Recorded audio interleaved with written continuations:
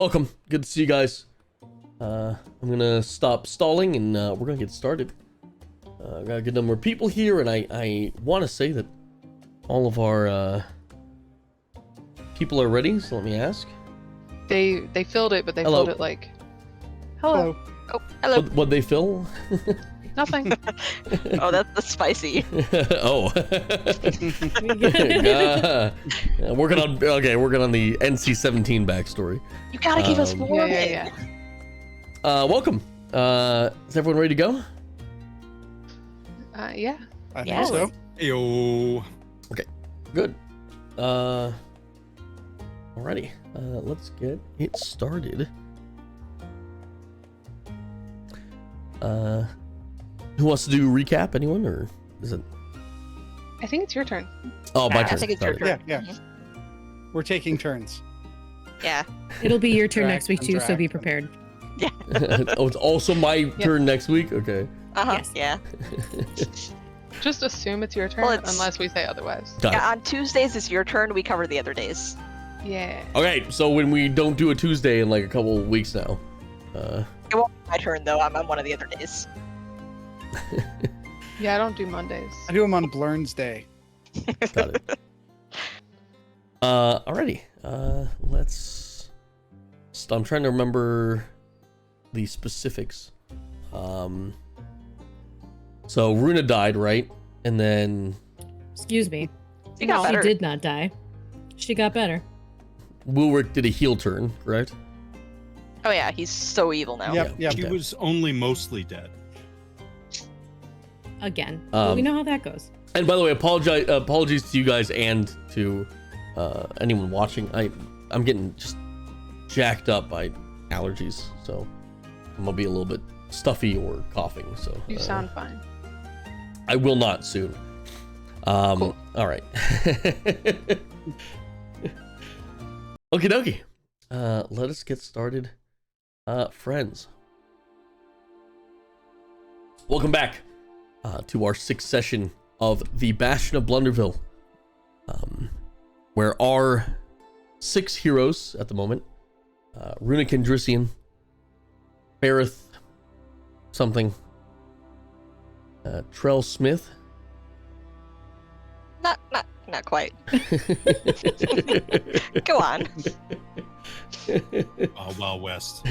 Bareth Philifar, Trell Sean, Belgit the Boulette, Axebringer, Wulric Wobblebit, and Sylvie Buttergarden, our wonderful heroes, have embarked into the High Forest after learning of missing caravans, missing villagers, and dangerous creatures, taking a small payment and deciding to adventure despite the harbingers of doom, the several who warned them not to, decide to venture into the south of High Forest, where they discover that something wicked is happening in High Forest.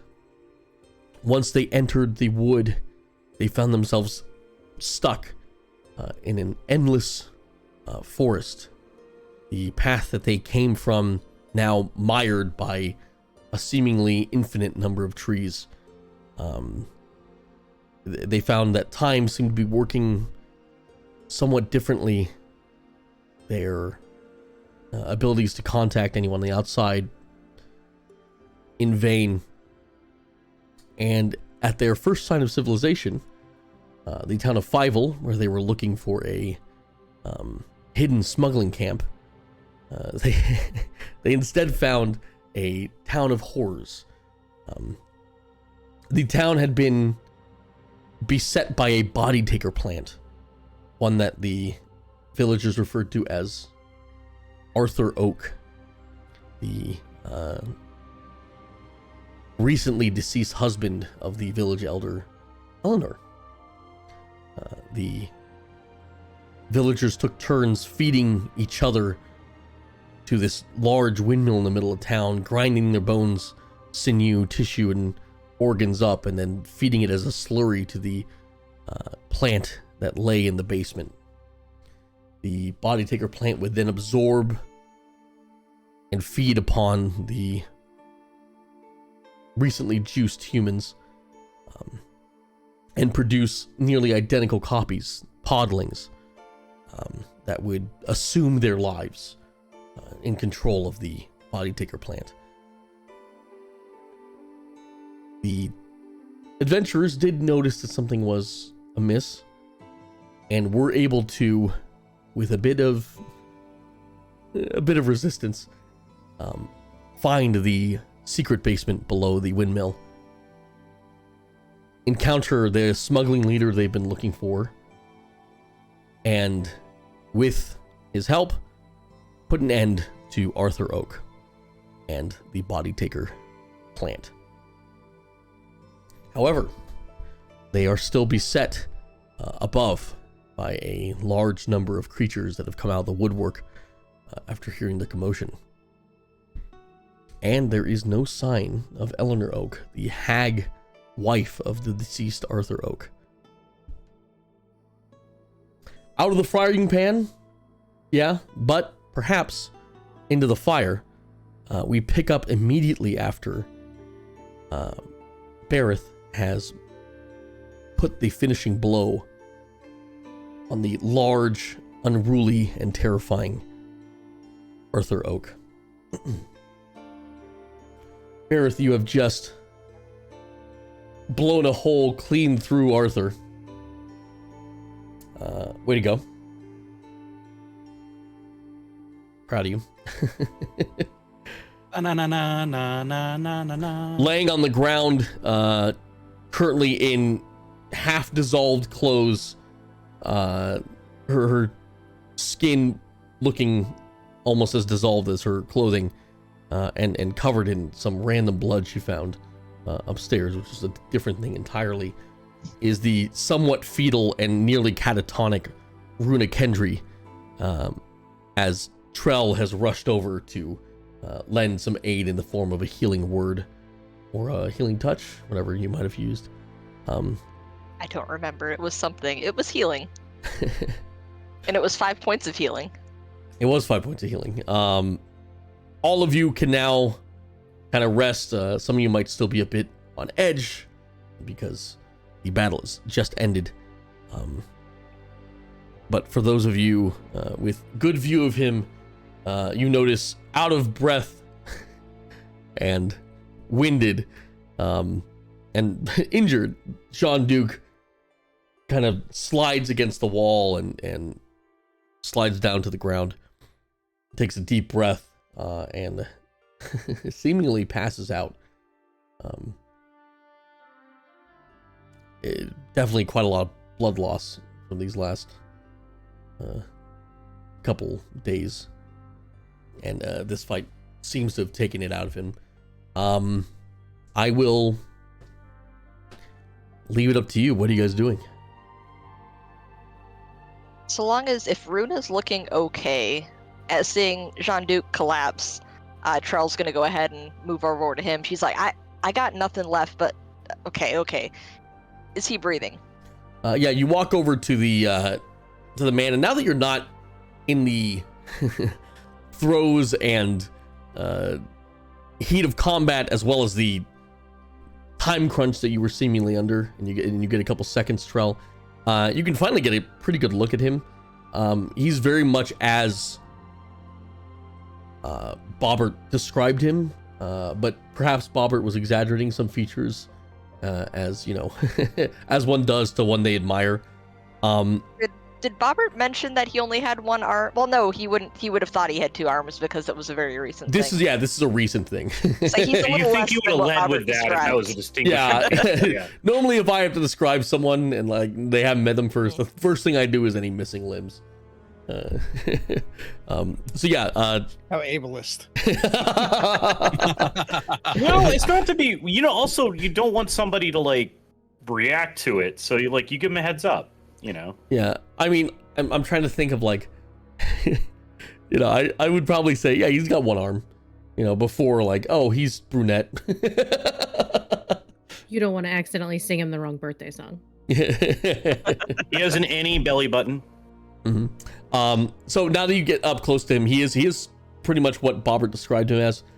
He's taller, for sure, probably around 6'1", 6'2", when he was standing next to you. He kind of towers over you specifically, Charles. That's huge. You're so tiny. He don't call him huge. Well, we've already established Compared to us, he underneath. is. He seems to be he seems to be probably in his mid-30s. He is a bit more grizzled. You can definitely see where wrinkles have started to form. Laugh Looks like you lines. say mid-30s grizzled. Excuse me, sir. Yeah, quit describing me. No, he's just like he's worn, you know. He's adventure He's worn. grizzled. He's adventure for worn. He's mid-thirties, that's definitely what he's saying. he's definitely been through some shit. And he is passed out. He's got these long, almost like curly, very black hair that falls almost to his shoulder. You know, he looks very much as Bob has described. He's quite handsome, you'd say. Defined abs. Yeah, very well defined abs. Cum gutters for days.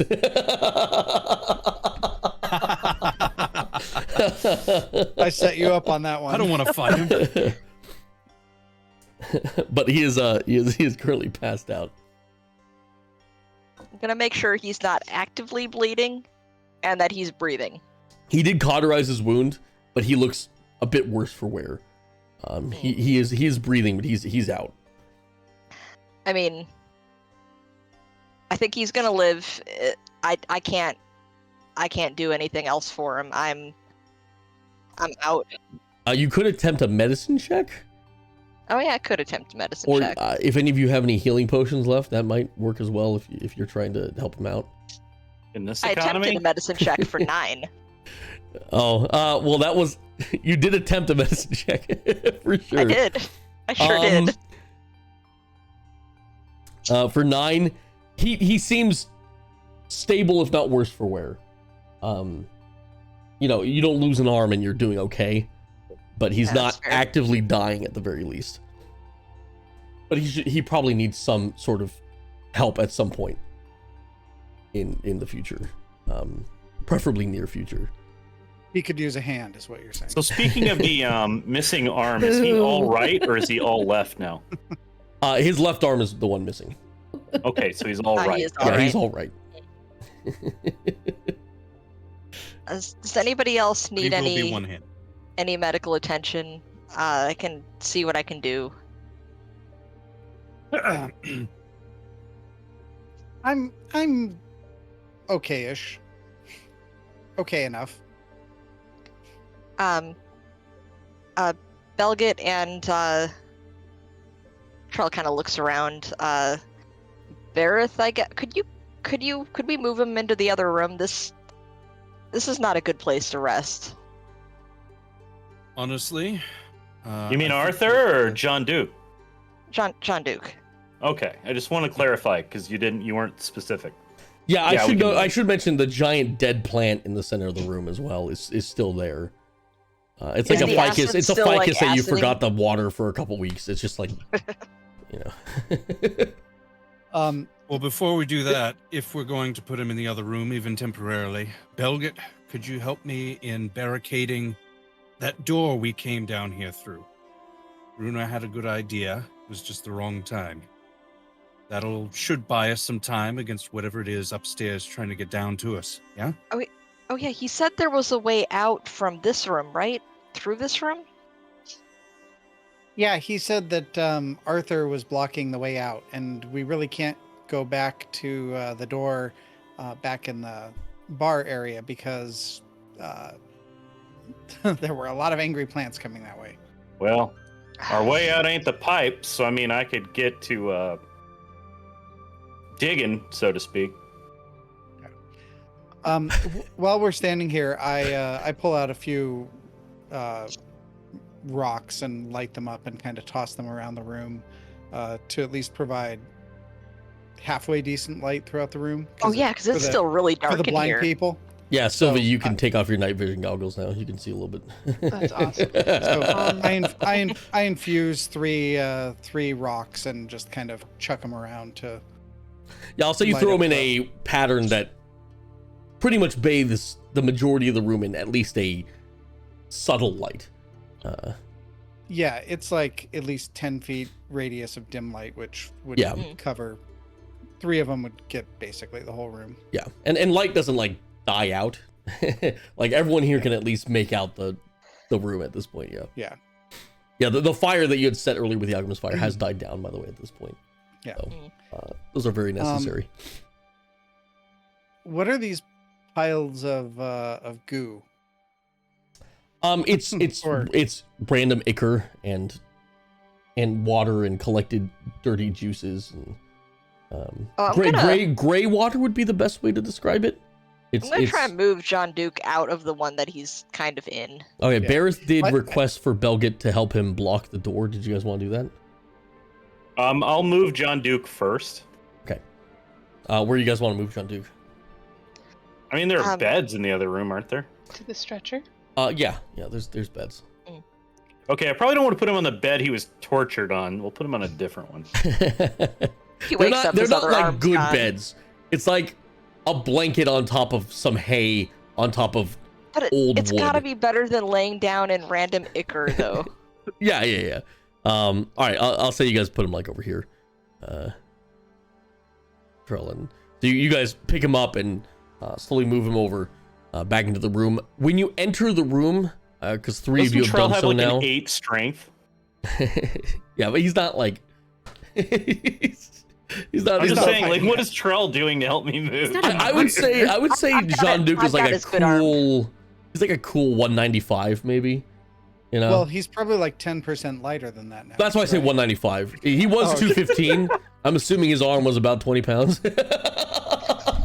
Oh, like had like an Akira arm or something? 20 pounds isn't a lot for an arm, is it? How much do arms mean, weigh? I feel like 20 pounds is a lot for an arm. Oh, Anything else in my Google history right now? How much does a human arm weigh? You're on a list. How much does a human arm weigh? the 3 people who Athletic entered build. the 3 people who entered a room, by the way, the adjoining room, you guys can roll perception. Hey. You can. You don't have to. Well, That's a I don't 24. have a good perception, so I got a 7. So just a general perception roll for you guys. Okay. That's well, a 5. Belgit and Barrett, you guys kind of are in your own heads and focusing, and you're not really paying attention too much. But I was Trell, looking around more than I was helping. Trell, you do hear a lot of banging and movement upstairs. A lot. Oh, I don't like that. Before we barricade this room, do you want to barricade the door to the stairs? I believe that's what they were doing. I thought it was the double doors into this room, and then No, he wants to barricade the stairway with the Gotcha. piano, I believe is what you're saying, Gareth? Yeah, it's a better choke point. I too. gotcha. Okay, so Piano, everything. I'll have the 2 of you roll Everything. Anything. yeah, I'll have the 2 of you roll strength checks to move things in the way. Apparently an arm is God, roughly and 5% of your body 8. weight. So if he weighs 200 pounds, 17. 5% of 200 is 10. 10 pounds. But he was ripped, you know. He had the charger from Left 4 Dead 2 arm, where it's just fucking giant. Take my strong arm. Belgit, So that was the arm that Belgit, you rolled an 8, and Sylvie's a Barrett rolled a jockey, right? 17. How do you have less strength than a man with It's been a a long mummy arm? day. It's been a really long day. He's winded. He's winded. I'm Yeah, gonna I'm using my say, strength all the time. Barrett isn't. I'm gonna say that your shadowy side, Barrett, lends a bit of help as you move the piano. You're kind of in fight or flight mode, so adrenaline's pumping for you still. And Belgit, you know, kind of does the thing where he grabs the backside to pull, and you're just all the work is the push right now. Belgit's pretty much just angling this thing. I'll say you guys do manage to push this destroyed. It's shot. It's been chopped. I think a bit of magic has hit it as well. This destroyed piano is now somewhat blocking the door from the stairs. which will do. It blocks it a little bit at the very least. Would we be able to move any of the palisades over as well? You could. You'd have to move the entire apparatus. So you'd have to take the palisades off of what it's on, and then grab the like the base of it, move that over, and then move the palisades as well. It's a bit time consuming, but you could do it. Got it. Trell, could you go back Yeah. into the other room and help the others look for the way out? In the meantime, I'll at least work on moving the palisades over to buy us some more time. Belgit, Yeah. you mind lending me a hand? Yeah, sure. I'll be Sure. right on. Actually, I had something I thought of. Did we check the mayor or anybody for like items or anything? Have we used detect magic yet at all? You have not done any of that. We have not. Somebody should probably do that while we're So Like, assembling go back furniture in here. upstairs. yeah, Trell, by the way, I have as with, Crazy. as with everything in this, just as a reminder to you guys, if I tell you something from a perception check, it's something you know. If you don't tell everyone else in your party, I'm assuming you have not Yeah. shared it with them. So, So in response to that, I'm like, "Are you crazy? Can't you hear everything? They're gonna be coming in. They're probably in the windmill already, Well, yeah, we already knew that. and That's you're why gonna we're go back barricading the up in door. the windmill." why are we going back up? Someone said they want to check the mayor. the mayor's No, dead the now. mayor's There's down a full here. Point to The- the body the on the mayor's- ground over there. I John don't know Duke who killed the anybody mayor. is. the mayor's We met so right many around people. here. The mayor. Trell's- We've killed so many people. I can't keep track of the body. Trell's had a day. Just another body. The You mayor. can't count it on your fingers and toes. Trell can't keep up with it. Now the mayor is the only body, right? Yeah, there's only one body. Everything else is a pile of rot, goo, Mhm. whatever, or plant matter, not rot, plant matter. So I haven't done much here, but I will sit down.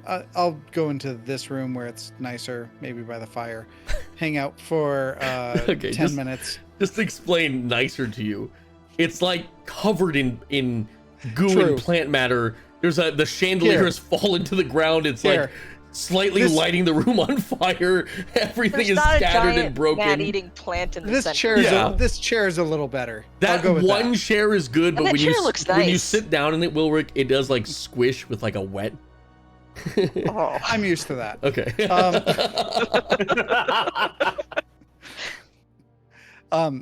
Anyway, I sit down and ritualistically cast detect magic to try to find any. That's 10 minutes, right?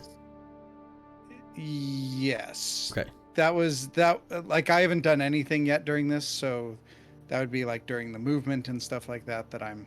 I would say the them movement running and of the moving the piano has probably been like a minute max. Them moving Jean Duc and then Barrett and Belgit running to do that has been about a minute.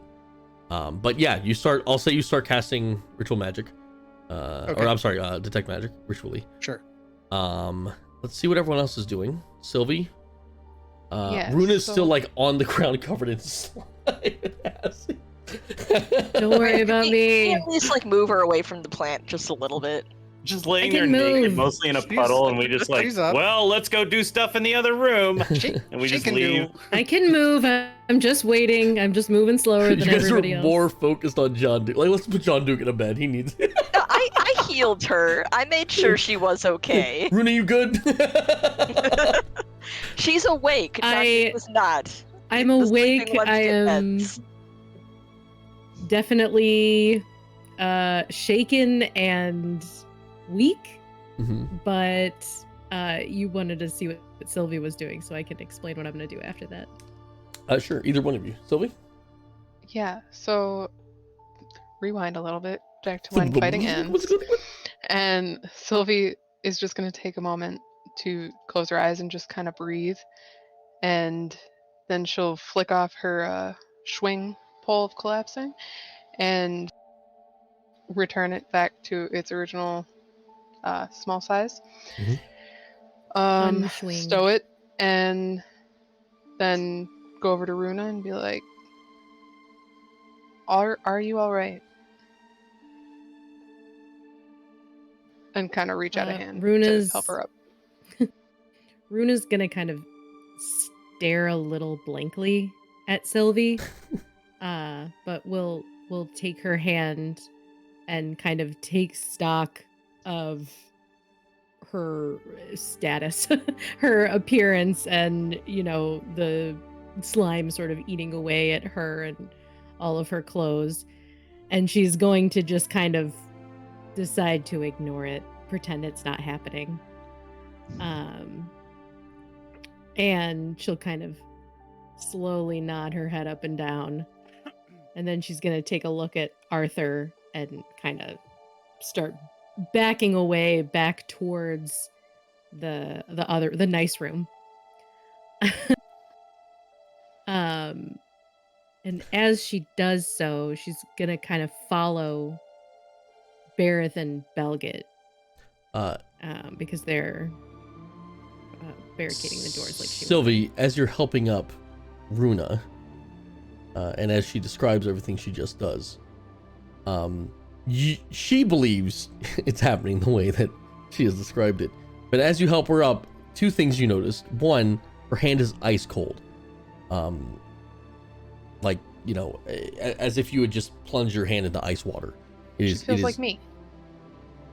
Kind of. Maybe a bit more. besties. So she's quite cold, almost as you're touching cool stone. That might be the better way of putting it. That's the first thing. The second thing you notice is everything she's doing very slowly, almost as if it's in slow motion. And as she's like talking to you and going through the motions, it slowly begins to speed up until it's normal again, which is something she's unable to perceive, but you are able to perceive it, as you are also the last person in the room. Everyone else had run out at this point. So you watch her go like, I'm fine, and then it like slowly speeds up. And then she leaves as if nothing strange had happened. Oh, I see.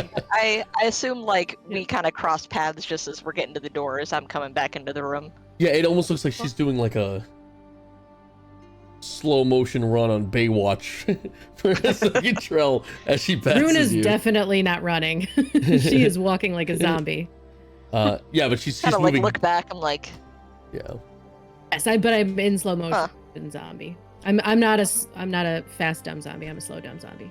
Got it. As Runa runs away slowly, I would like to begin to investigate this room. Investigate might not be the right word, because I don't want to roll investigation. But I'd like to see if I can find that exit that we were told about. I'm gonna say that when Will were through his pebbles on the floor of light, one was probably near Runa. That makes sense. So you pick that up, and I'm gonna say you use that to look around the room. Is that okay? Yeah, that's perfect. Okay. Cool. Roll me an investigation check. Oh, God damn it.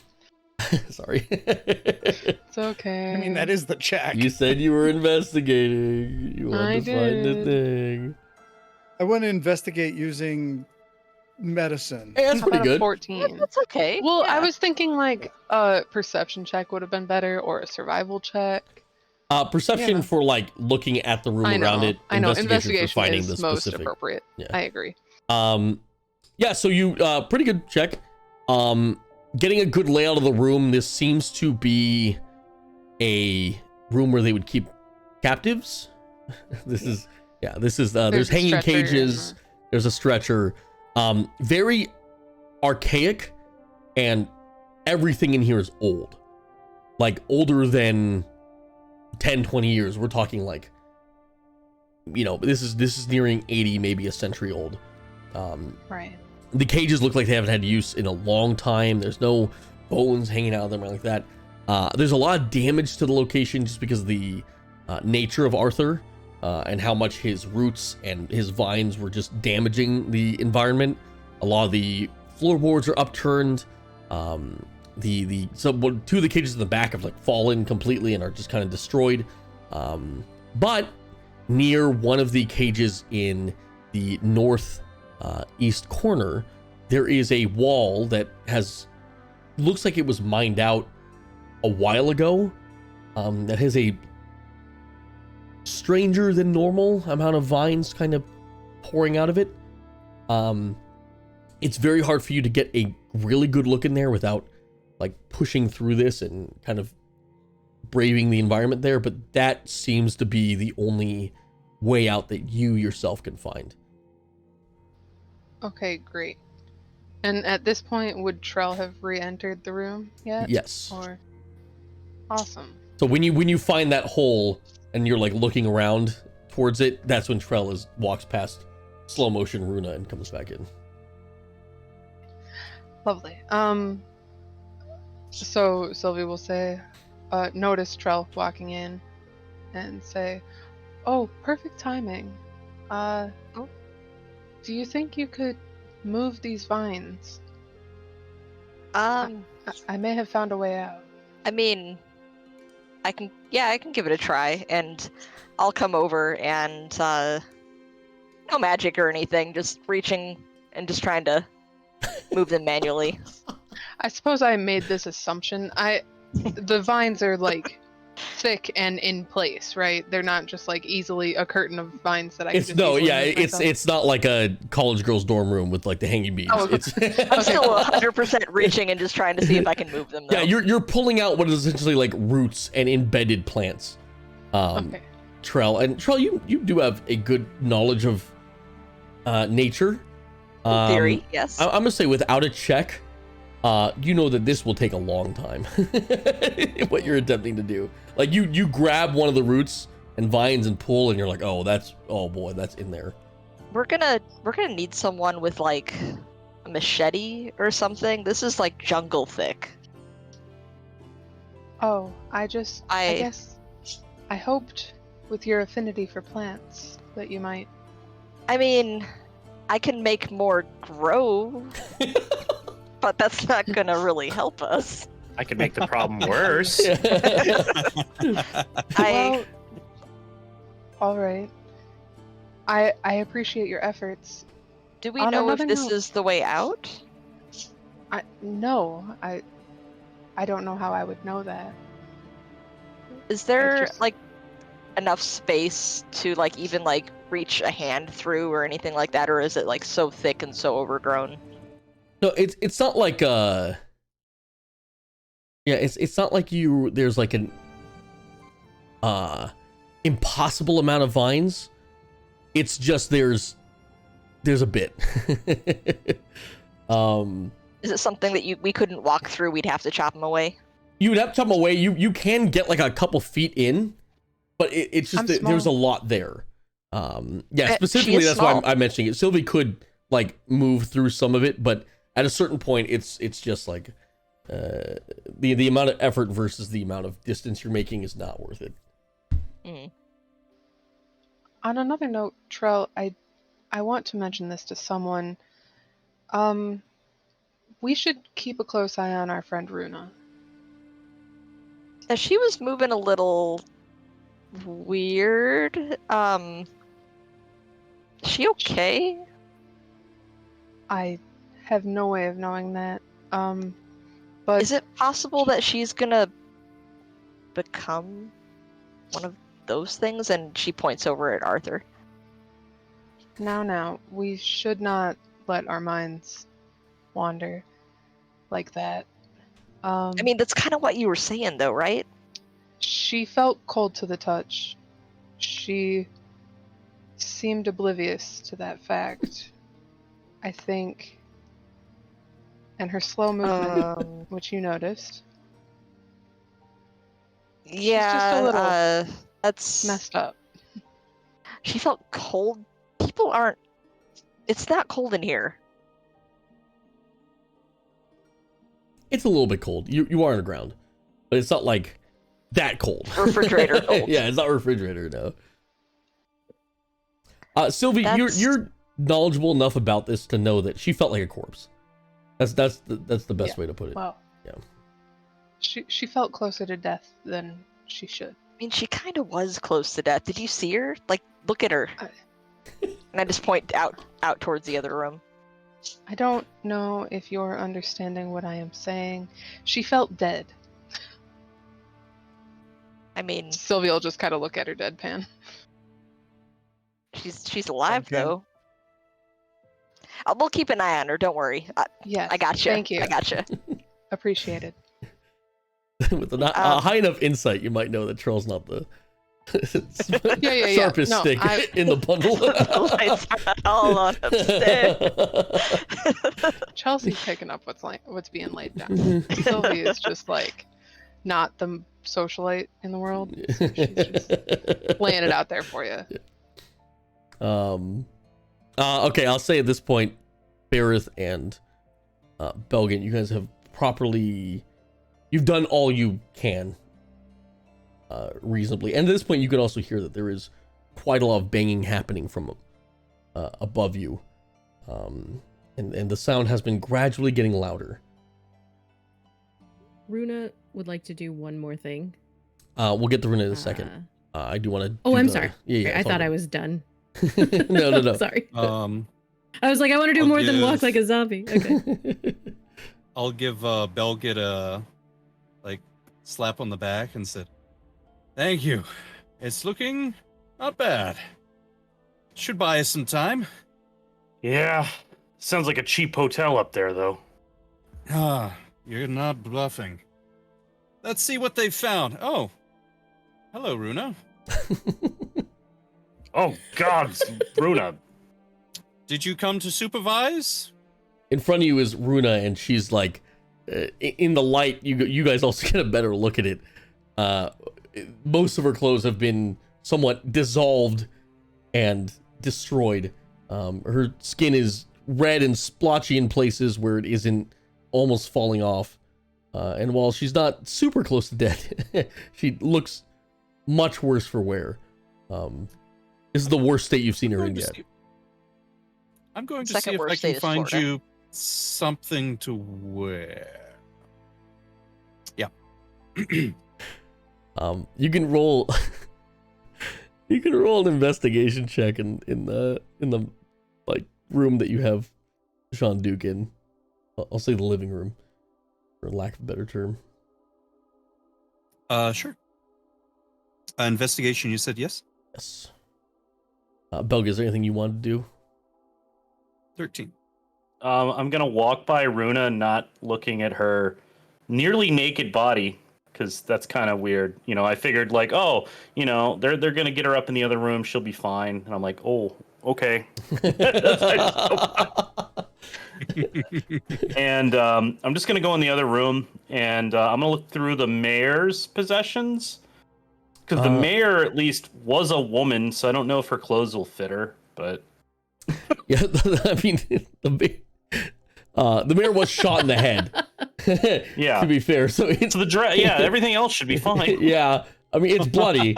All right, I'll have you go over. But that's par for the course now for Runa. It's not the worst thing she's worn. Bareth. Today even. Before he robs a corpse of its clothing, there's a training dummy or a target dummy in the northwest corner of this room that has a bunch of arrows sticking out of it. They have put what I can best describe as a burlap sack dress on it, and like on it they've seemed to have scribbled funny profanity and stuff, like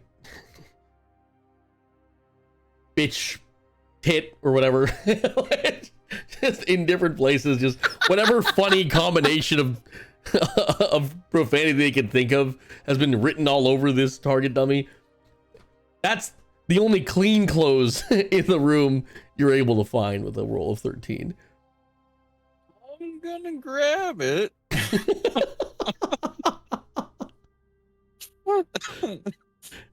And I'll start walking that back over.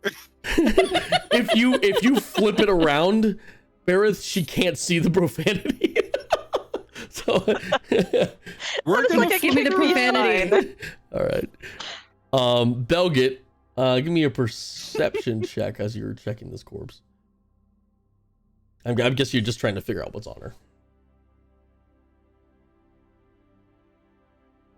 Let me see. Oh, natty 20. Woo! Her measurements are 32, 28, 36. No, so that should work for Runa, right? Well, Just a little bit of a okay. As you check the dead Mare Humberry, her clothes, I mean, she took quite a bit of damage during that fight. The clothes aren't great. The parts that aren't charred with eldritch energy and stained with blood are a little bit torn or ripped. However, as you're searching her body, you do find a few things. One is a ring that seems a bit different than most other things you've seen. Specifically, it has a symbol on it, an emblem, that is of note just due to its unique design. It seems to be the symbol of a archway or a gate.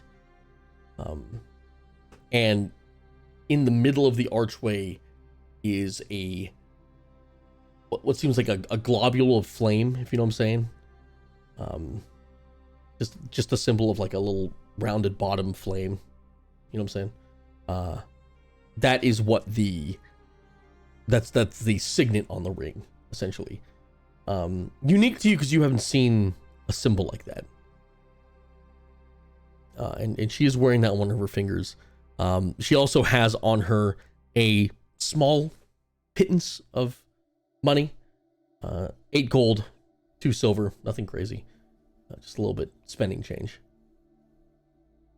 And she has 2 potions of healing. Nice. That she did not get to use. What a shame. There's also a spell book. She also has on her a Ooh. small notebook that you find. Probably looks like something you would like use to record purchases. You know, it's like it's a small little leather bound pocketbook, but in it is a list of spells. Buggy, you've been in adventure long enough to know what a spell book looks like. Yep. And that's about all you find on her. All right. Well, I'm not sure if these clothes are useful to Runa or not. You glance up and notice Barrett holding up a burlap sack With bitch tit on it.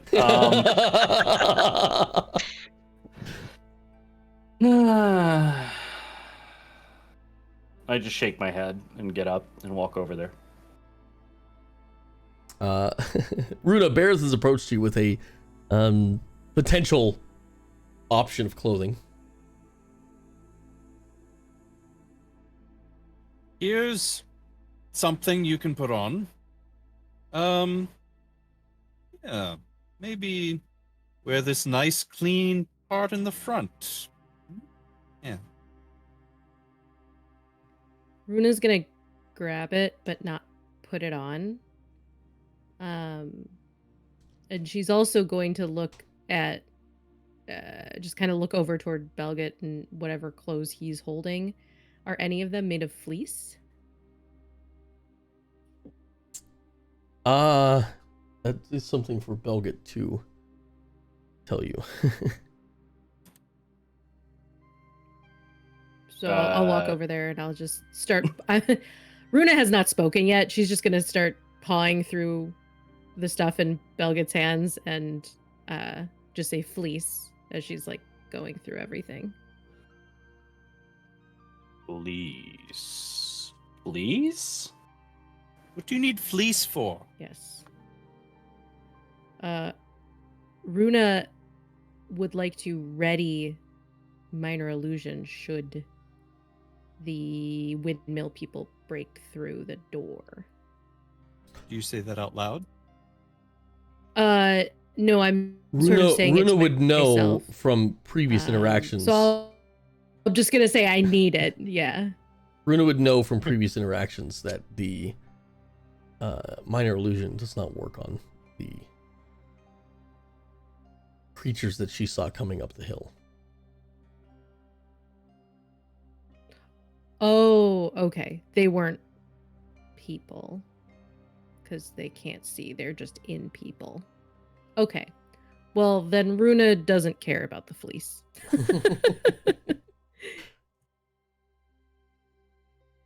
Yeah, also minor illusion, just so you know, isn't an end-all be-all. Like, things will be like, oh, an illusion, okay. Some creatures can see. No, through I it. know. And there are Yeah, checks. what I people was have to gonna do was just ready it to make it look like the stairs or this door over here had like caved in, like the other one, which just might slow them down a little bit. That's a bit too It big wasn't for like- minor illusion, I believe. I thought you were gonna make it look like you were wearing a fleece as they came in the room. Oh, that would be smart. But I don't know. It says 5x5 square or cube.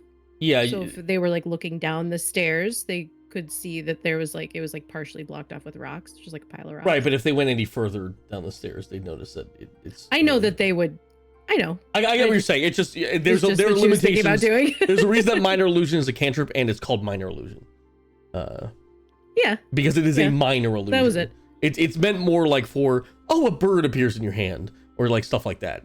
Anything larger than that is we're reaching the part where I'm about to make you do checks to see if you can create something like that. Just so you know for the future. Okay. If you want to do stuff like that, That's though, fine. you can. I thought that maybe a pile of rocks would be Something like silent within image the realms. would be what you're looking for. Yeah. Silent image, any of the better illusion spells can definitely do what you want to do. So just so you know, next time you level up, if you want to pick up silent image or anything like that. Okay. That's Well, then definitely Runa's something just gonna towards. put on the. She's just gonna put on the burlap sack, and she's gonna like not be paying attention. So she's gonna like put it on so that all the profanity is showing, not realizing that's what she did. That's great. Okay. Belgit immediately drops all the clothing he gathered and says, "All right." There's a half-naked woman I on mean, the corpse Runa will with an arrow sort in her of, head, and he's like, "My fuck." She'll Compete sort with of the like bitch tit abs- sack. It's okay. Bruno- The dress was clotting anyway. she'll absent-mindedly like kind of paw through the clothing that Belgid has, and if she finds something that's a little more, she'll sort of on.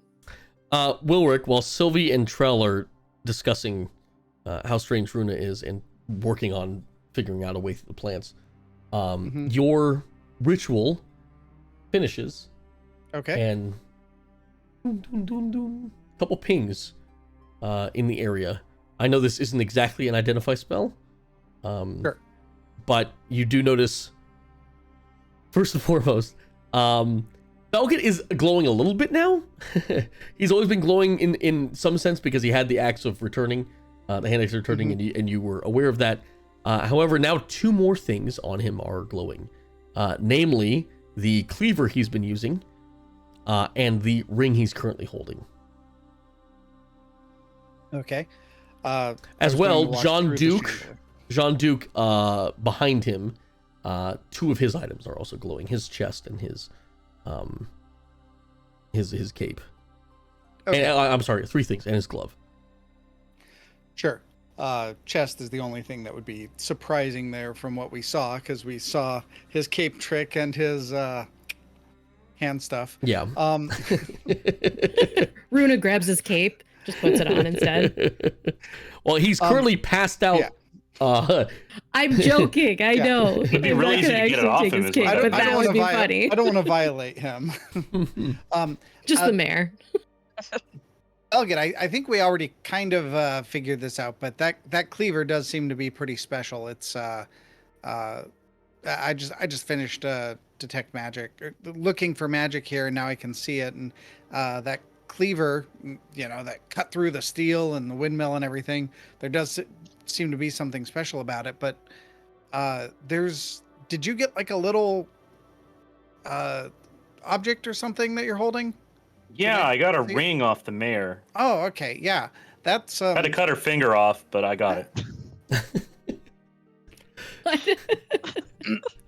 I'm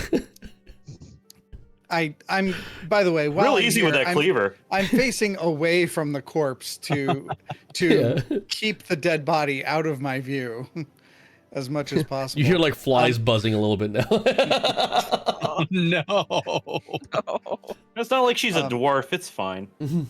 The that ring, I don't know what it is, but keep that. It seems to be special. Too. So Do you want to take a look at it and see if you can figure out what it does? I You guys can absolutely do try Arcana to checks. figure it out. Yeah. I can see what I can do to figure it out. But I don't have a magical means of sussing out what it does right now. But Sus? sure. Sus. The rings. Well, I got a imposters? 19 looking at it. I will, as great of a roll as that is, Belgit, I will say, unfortunately, I'm not going to let you do an Arcana check for this specifically, just because it is very magical in nature, and you have a passing understanding of magic, but not something that you could. Doesn't matter. He got 20. It's okay. I beat him anyway. But yeah, just like I don't think you would know what it is, Belgit, unfortunately. But Wilrick, I'm going to use that for both of your. Belgit, what are you looking at specifically with that Arcana check?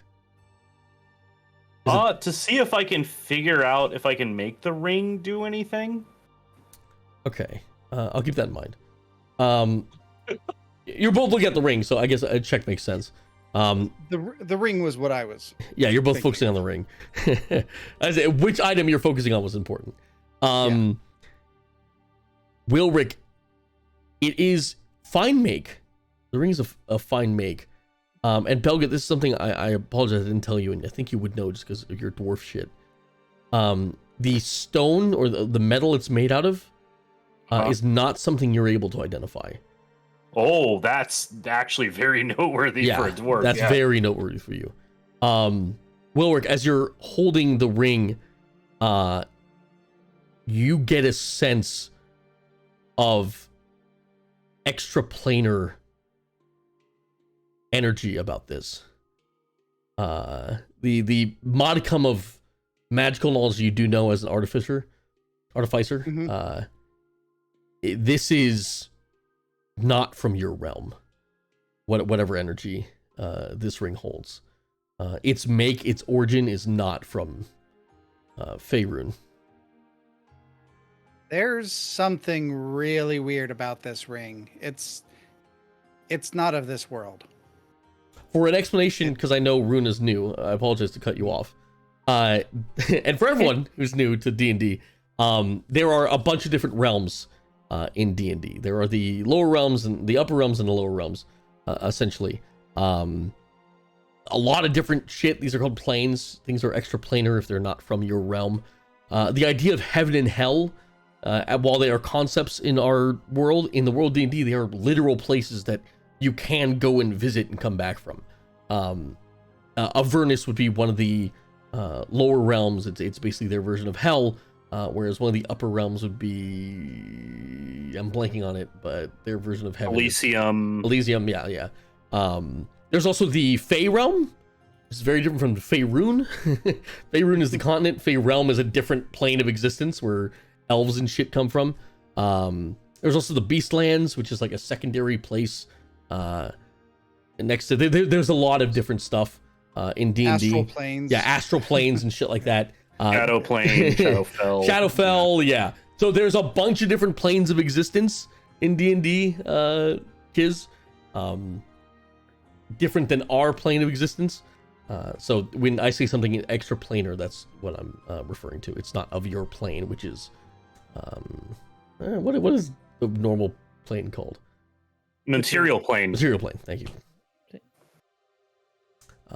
So we would all come from the material plane, all the people that I'm talking to? Most of you come from the material plane, I believe.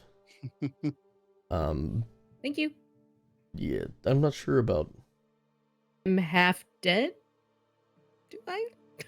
Yeah, you were all born on the material plane. It's just your ancestry. Okay. Bareth might be a little bit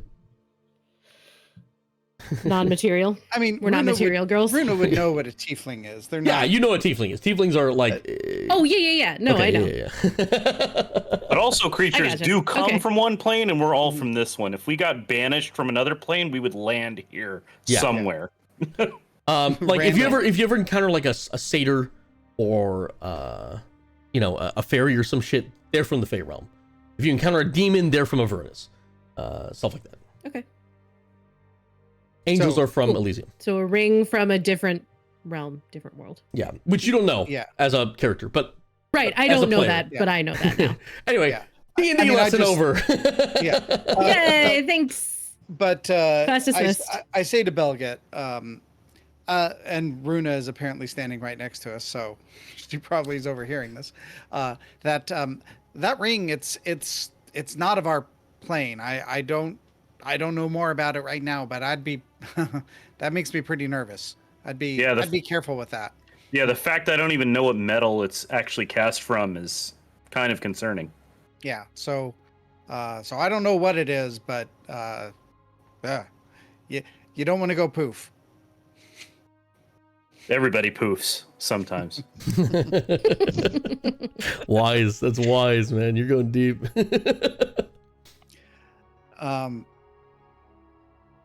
So The cleaver as well. What about my cleaver? yeah.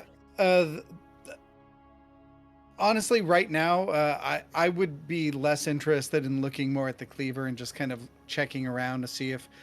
Part of why I wanted to do this was to look to see if there was any kind of like magical means of egress out of here, stuff like that. You can check the other room if you'd like. 'Cause- So I wanted to kind of do a tour, poke around in this room and in this room.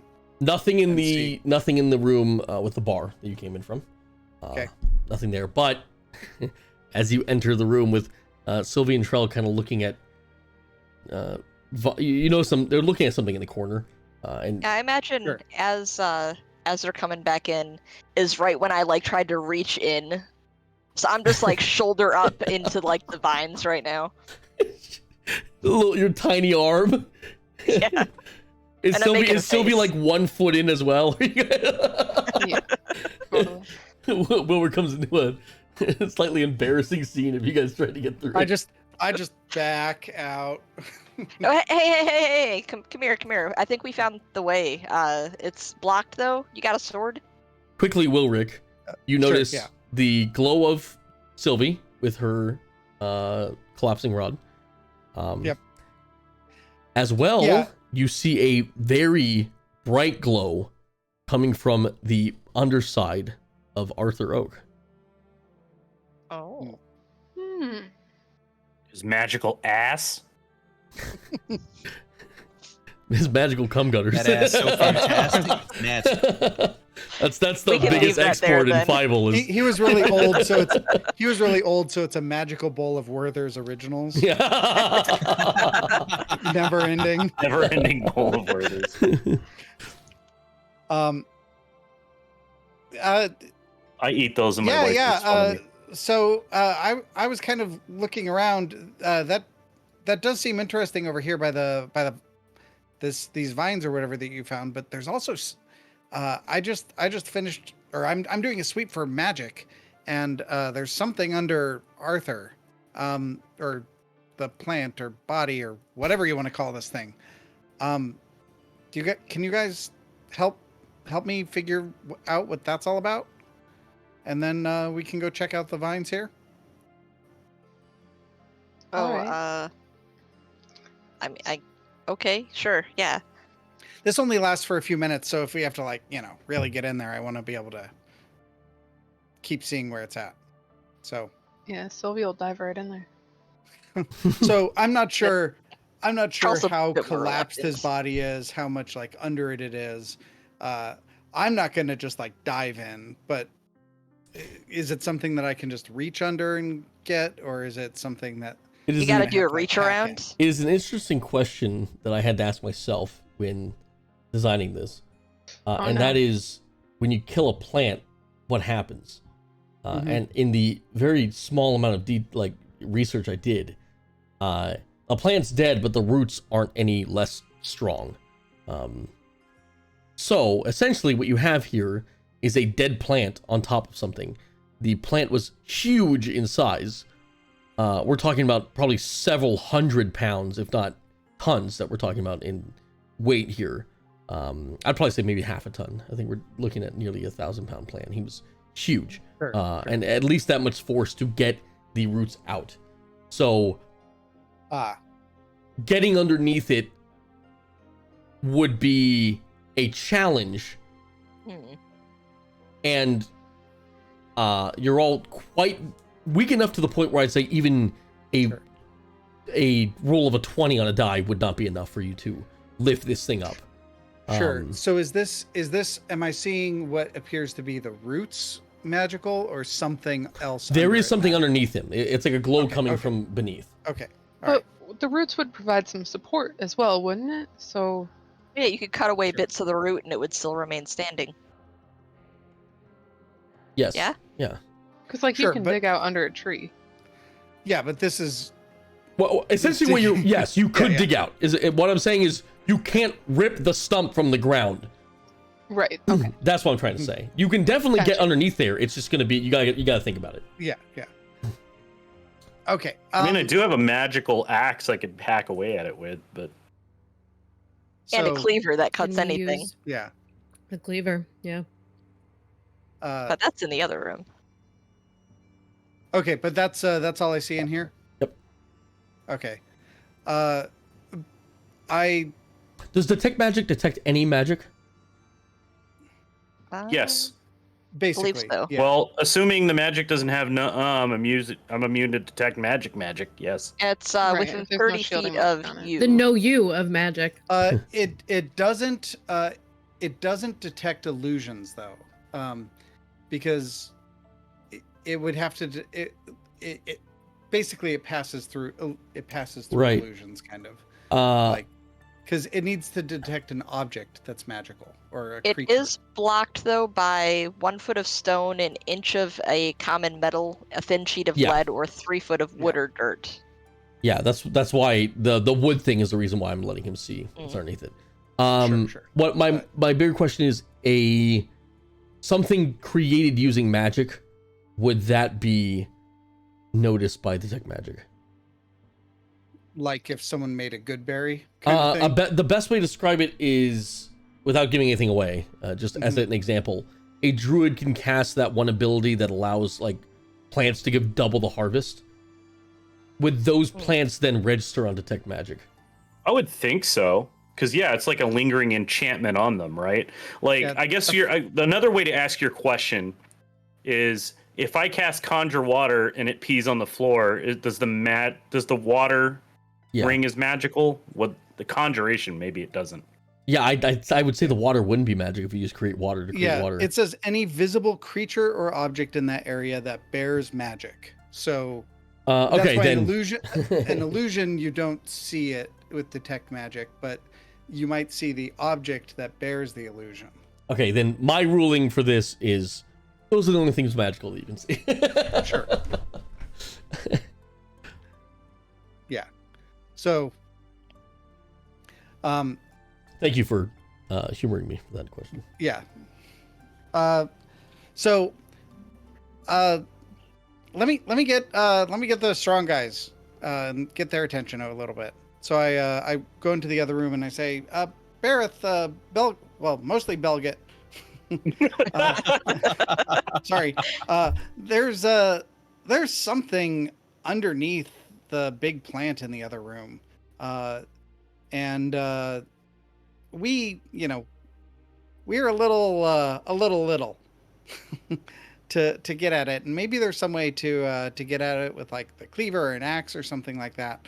I don't know if it's even worth it versus just getting out of here, but maybe you guys could come check it out. And we also found a what appears to maybe be a path out of here. Well, I say we, Sylvie and Trell, Okay. found it, and that might also be a situation where we need a strong arm to hack through it and cut through it, because that might be our way out. Are you guys just have a look. leaving. Runa, would you mind watching over Jean-Duc? Yeah, Runa's gonna go take a seat on this bed next to Jean-Duc, and she'll kind of slowly nod at Bareth. And I then she'll kinda take just, like, the stare ring. at Jean-Duc. I take the ring I've been looking at and I put it on. And then I go into the other room with the cleaver.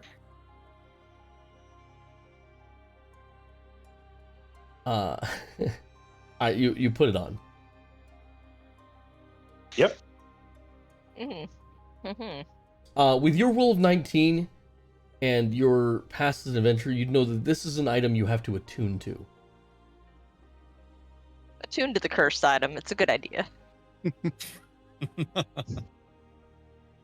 Attunement, just so everyone knows, some magical items require attunement. You can only have 3 attuned items on you unless you're an artificer, in which case I believe you can have 5. Yeah, it goes up. And then it only takes about an hour to attune to something. At which point you understand all of its properties, by the way. Okay, I'll start attuning to it. That is I'd like to make a perception to see if I see him put the You ring on. sure?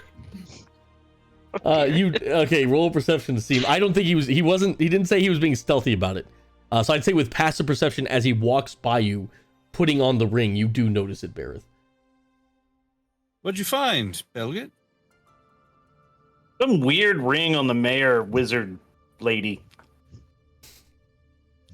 Did Wilrick take a look at it?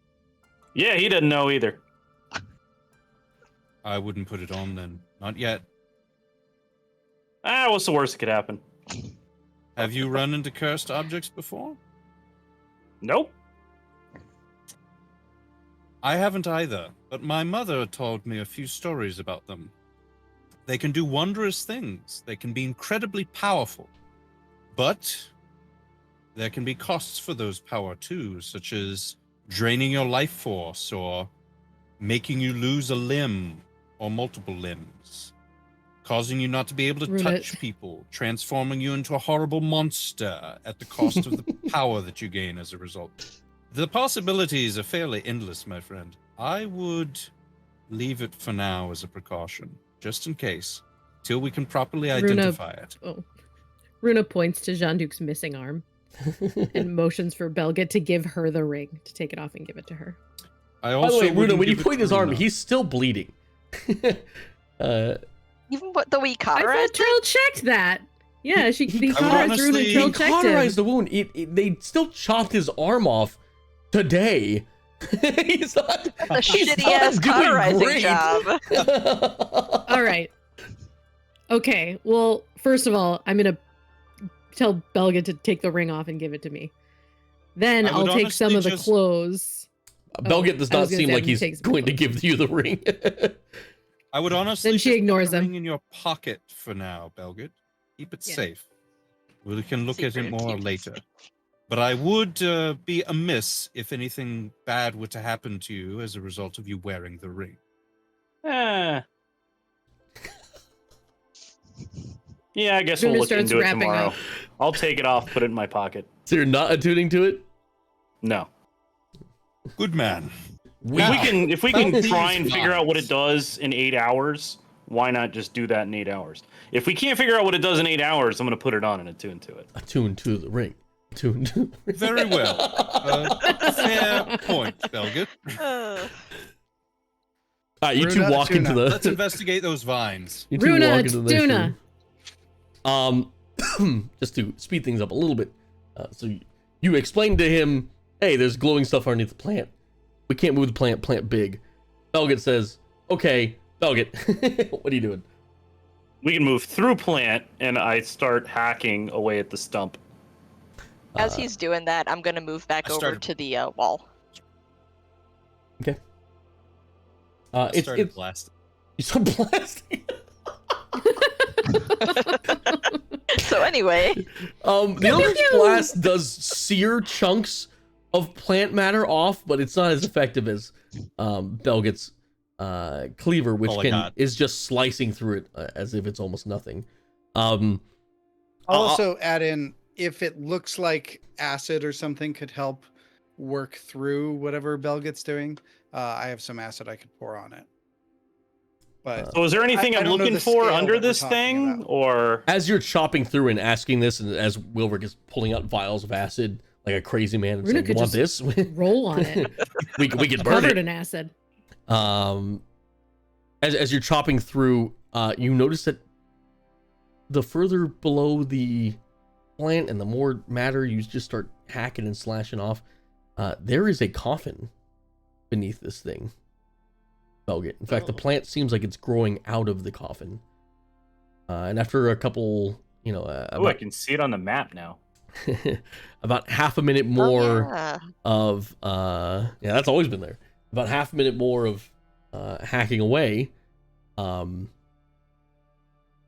you uncover a large enough chunk of the now dead Arthur Oak plant, and there is a corpse underneath that with a large plant growing out of it. Hey, Wilrick, can you look at this? Is this what you thought was down here? I'm not sure what if it's still running. It runs for 10. Detect magic runs. Yeah, for it's 10 still minutes. I look. What do I see? There is a corpse of it. Looks like it's hard to tell. It's quite decayed. It seems like years have gone by. It's not completely gone yet, so we're not talking like skeletal, but this is like 2 years. yeah, about 2 years. Approximately 6 months. Yeah. No, specifically about 2 years. It's the skin is rotted away and it's old leathery corpse shit now. Kind of somewhat nicer clothes that you can see that hasn't had a giant plant burst out of it from beneath. There's quite a bit of roots in the way, but Belget does get some of those out of the way, and you do notice there is another axe laid beside Arthur, and that is what was giving off the intense glow. It seems to be about 4 foot in length handle, and then the tip is a one-sided blade. The other side's blunt. Looks like a logger's axe, what you would use to chop wood. How ironic. It looks like the axe in there is what I had seen. Belget, you like axes. Let's keep you track as our third magical axe of the campaign. I see how you feel about. I don't really want to reach in there next to the body and stuff, so you guys can figure it out. But that's what it is. Yeah, I'll pick it up. What would you say it? If you were gonna say it was most like an axe in the player's handbook, which axe would it be? The battle axe? Yeah, a one-handed versatile axe would be the best way to describe it. So battle axe, 100%. Yeah. All right, good, because I was actually going to probably switch to those. Well, so maybe now we can axe those vines. So Trell's like shoulder deep in the vines again. But could you get me a sample of the Arthur plant while you're over there? It's like, sure. I think I can kind of get. No. You wanted the plant, not like the person, right? Oh God, I got the person here. The plant. Okay. Well, I don't know. I don't know how you druid people work and your plants. There is a second glow. Work with dead people. There's a second glow on Arthur, by the way. Sir, a second glow. Yes, sir, a second glow has hit the Arthur. And this one is around the base of his legs, his feet. That is not what I thought you were going to say the base of for like half a second. Let's just say he's wearing a ring. I put it on. What does it do? Cock ring of flow protection. It looks like also his shoes or boots might be magical. Oh, grab his shoes too. That would be harder to do, but Sylvie could probably crawl in there and get it, but she'd have to be very close to the corpse. I mean, we could just Sylvie's- chop his legs off and bring those up. I mean, Sylvie's Sylvie? been ready to climb in there since before Belgate even got here. She is so ready. As Wilrick mentions the boots, Sylvie's already crawling in. And did any of you grab the axe, by the way, to pull it out of the coffin? oh, 100%, yes. Yeah, Belga did. Why would I not grab the axe? I Okay. can't think of one either. I'll say as Belgate grabs the axe and Sylvie crawls down the other side to grab the boots. Bareth, everything for you goes black again. Besides you and Belgate. And it seems like time almost stops for a second. And as Belgate is grabbing the axe out of the coffin, you do notice that Arthur's hand is currently holding on to the axe still. And then his corpse kind of sits up as much as it can, with the large plant over it, and looks at you.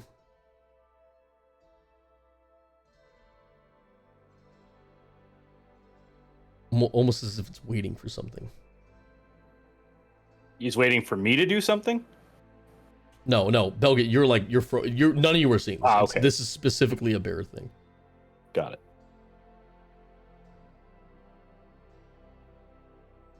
Arthur? Care to have another passenger on your journey?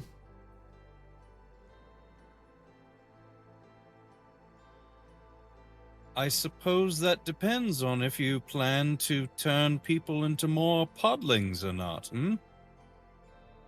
Not my choice.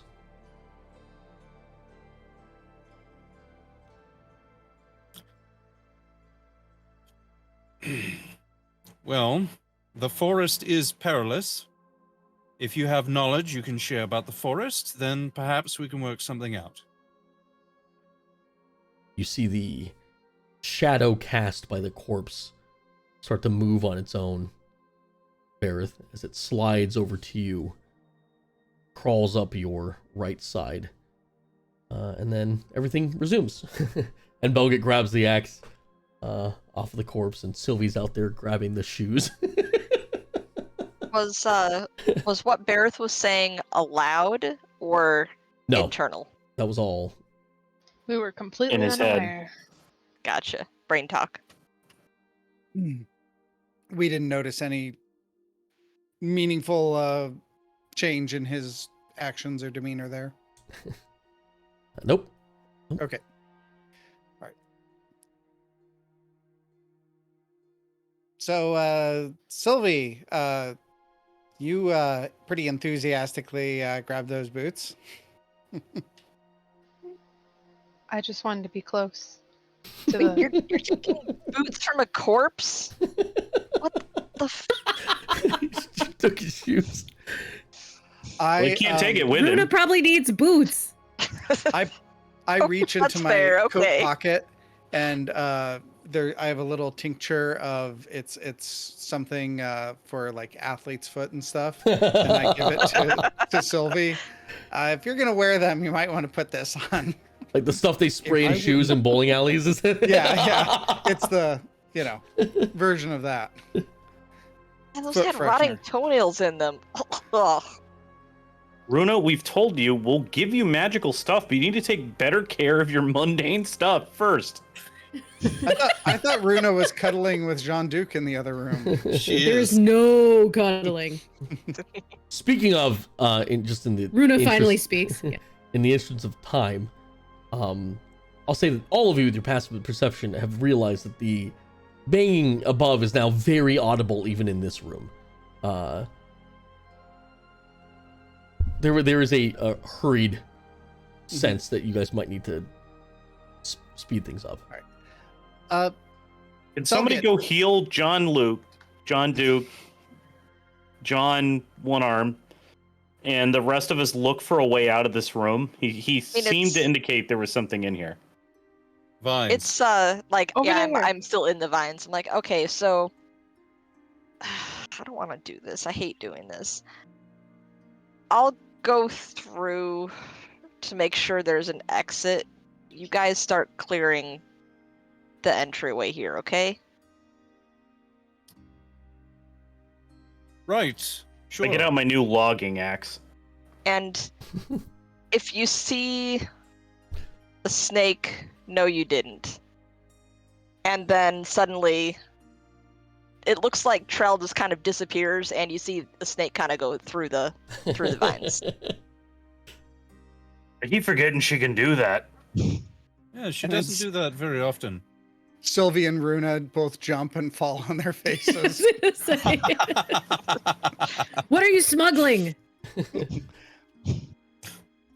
I go back into the other room, hearing the noise. Mm-hmm.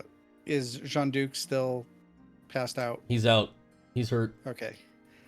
I have one of my small 2 health healing potions. Okay. Let's do it. I'll give it to him. All right. As you cock his head back and open his strong chiseled jaw with just the right amount of 5 o'clock shadow, purse open his full plump lips.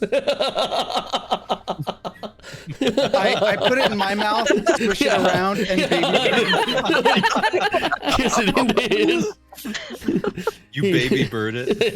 Oh, that's horrible. Runa averts her eyes, giving them some privacy. He kind of there's like a cough and then and he kind of looks around the room a little bit as he wakes up, and then looks at you in his vaguely European accent and says, "You have soft lips. I did not expect this."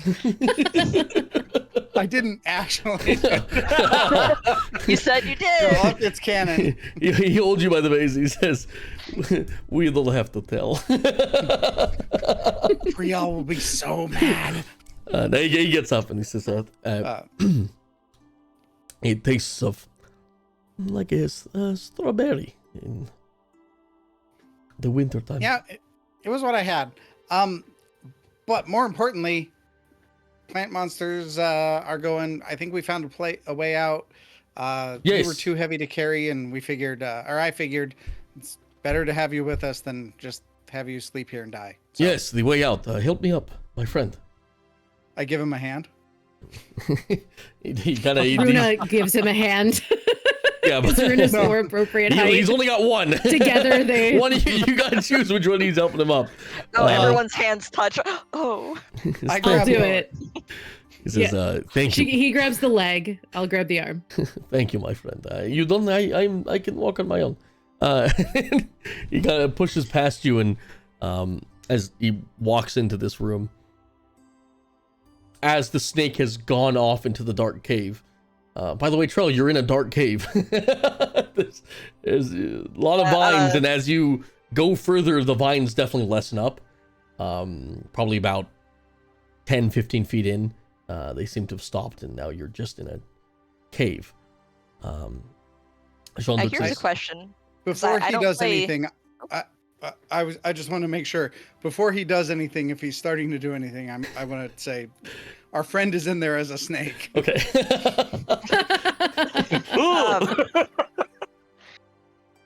So player me doesn't remember because I barely ever play druids.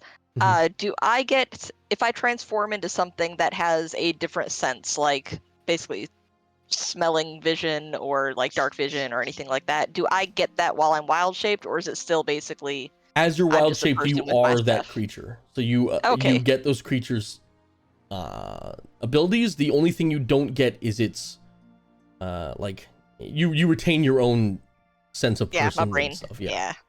Everything else changes. So your dexterity, your strength, all of that changes as well. So I'm going to try and smell my way back to the surface. You certainly can attempt to do that if you want to roll a nature check for me. I sure do. Hey, nat 1, that's 2. Nice. How lost am I? you're heading somewhere. All right. You're going going the right deeper way. in that cave. Who knew the Sense it. surface was downhill? I can sense it with my Jacobson organ. I know this. I'm going the right way. Yeah, you're going. That's all I'll say is you're going. You're going deep in that cave. That snake's heading out. I'll make a new character. I'm a snake in a cave forever. Jean-Luc says, friends, hello. It's good to see all of you. I'm glad you made it out of the combat in mostly one piece, except for maybe your clothing. And he points at Miss Bitch Tits, yes? Did not know that was your last name. He walks over and he notices it's a little bit hard for him to see in the dark. But I'm assuming Sylvie, you're standing near the plants, yes? Yeah. And you had a stone of light with you? Yeah. Is my assumption? Okay, so he can see. And he says these were not here before. But I can maybe do something about it if you all stand back. As he readies his glove to cast. Don't fireball, don't fireball. We do have a friend in there. We do have a friend in there. If you are a snake and you are in the hole, back up. To be fair, it would only be burning hand, so she's less likely. Yeah, it's burning I hand. back up as much as I can in the direction I think is backing up. With that one, you were like, I'm gonna say dash 60 feet into the cave at this point. I just went for it. And you do, All right. your nose, even with your terrible roll, does seem to smell something is coming as a wave of heat hits you, and a burning hands is cast upon the vines that just burns them all into little crisps, and now there is a nice person-sized hole that all of you can get through. I love person-sized holes. This is our hole. Yeah, this is our made hole. for us. If anyone has a torch that I can use, the inside of the cave is quite dangerous. I have one. I pull it out and light it and hand it his way. Oh, thank you, little man. I need a hand free, though. I'm currently only having the one. You walk in front of me, and I'll guide you using words and gestures. I'm not normally the person in front. Well, you just walk. I'll go in front. You walk behind me with a torch. He walks right. behind you. Sounds good. Everybody else figures their life out, and we're good. Is there anything you guys have to do here, or are we all ready Not to that go? we know of. Runa spits on Arthur's plant. Is there anything you know of that we should do here before we go? I think we're all set though. Get out as quick as possible is what I would say. Yep, let's do that. Sounds good. You guys exit the room, leaving the rotting plant corpse behind, and heading deeper into the cave, where eventually you do notice a snake on the ground. I just like going in circles. Jean-Luc leans down. Runa and still says, jumps. Jean-Luc leans down and reaches out a hand and says, "Would you like a ride with us?" Yeah, as a snake, I'll just go onto the hand. Slither up and I don't gotta walk. It's nice. You could be his other Enjoy arm. this. I'm a very small snake. Maybe like Together you're a Yanti. All right, so the cave is quite long and winding. At several points there are random pathways that kind of shoot off, and as you're going through it, you notice a couple things. Belgit, what you notice due to your rock sense, whatever that's called, Rock sense is tingling stone everywhere. knowledge, stone lore. There's a lot of coal in this cave, quite a bit actually. So the rocks themselves are quite dark in certain places, and it just has a smell. that kind of carbony, smell of coal that anyway permeates. Smells like home. Yeah, a little bit hard to breathe in certain places. Just the air is so stale. And you guys tend to walk for quite a bit.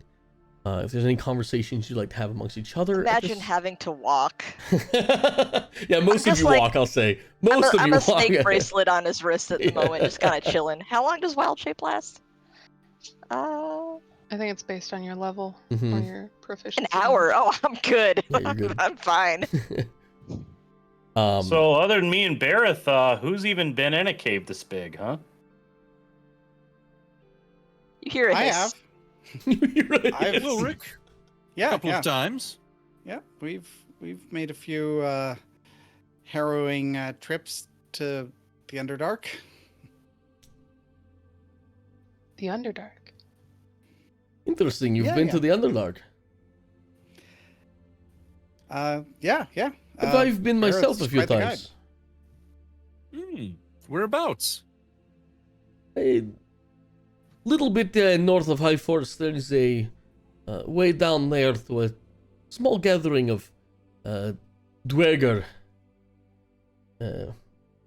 camps that they use to run slaves, deep gnomes, as you might know, my friend. We do trade with them every now and then. Makes sense. Do you participate in the slave trade? No, something like that is uncouth, unbecoming of a smuggler. No, we trade in goods that they manage to procure. But to stop a deep dwarf from slaving is to take a fish out of water. It's second nature to them. I do not agree with the practice, but there's not much I can do to stop it, unfortunately. Okay.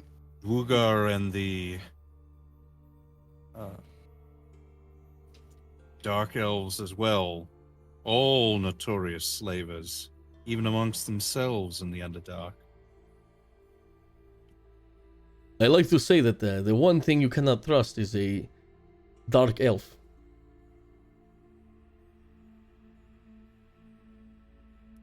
Very true. They'll smile at you and send you away, and then chase you down a few hours later. I've only heard terrible things about the Underdark. Quite beautiful. They're all true. We hear another hiss.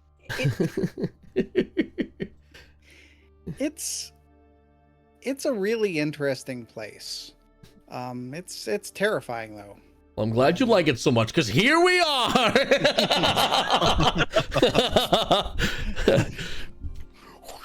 Glowing crystals everywhere. Yeah, I want to say anybody who noticed on the walk down that like Belget's been talking and having conversations, and the second you start talking about this, he just doesn't say a word. The Underdark can be a very beautiful place in certain spots. Some of the cities, the architecture is breathtaking. But many of the cities were built on the backs of slaves. A place can only be as beautiful as the people in it. I once made love to a deep gnome in the Underdark. Oh? Is this a short story?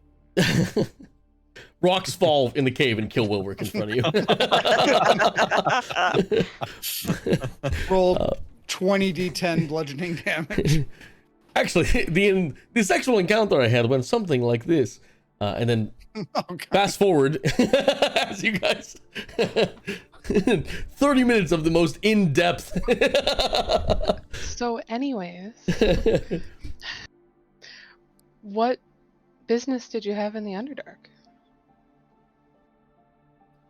Who are you talking to? Yeah. My friends, Bareth and Wilrick. Well, I wanted different supplies and alchemical components that, there's some things that are only available down there. And I like experimenting and finding new and interesting things to mix and make dyes and tinctures and stuff. And so I had asked Bareth, I met Bareth, and there have been a couple times where he's been gracious enough to take me on one of his restocking journeys, essentially. I'm a journeyman in the Explorers Guild of Waterdeep, and one of the only ones, many would say, crazy enough to lead an expedition down into the Underdark. There are many traders always hungry to get down there and find rare goods that they can't find on the surface. And denizens of the Underdark, too, are wild for surface things, even though they aren't wild about surface dwellers. So it can be a very lucrative trade opportunity if you can survive the journey, that is. If I were to drop off Jean-Duc's wrist at this point, would I take enough damage to change back, or would I just drop on the floor? I'm just gonna say that as Bareth finishes his question about journey, Jean-Luc says,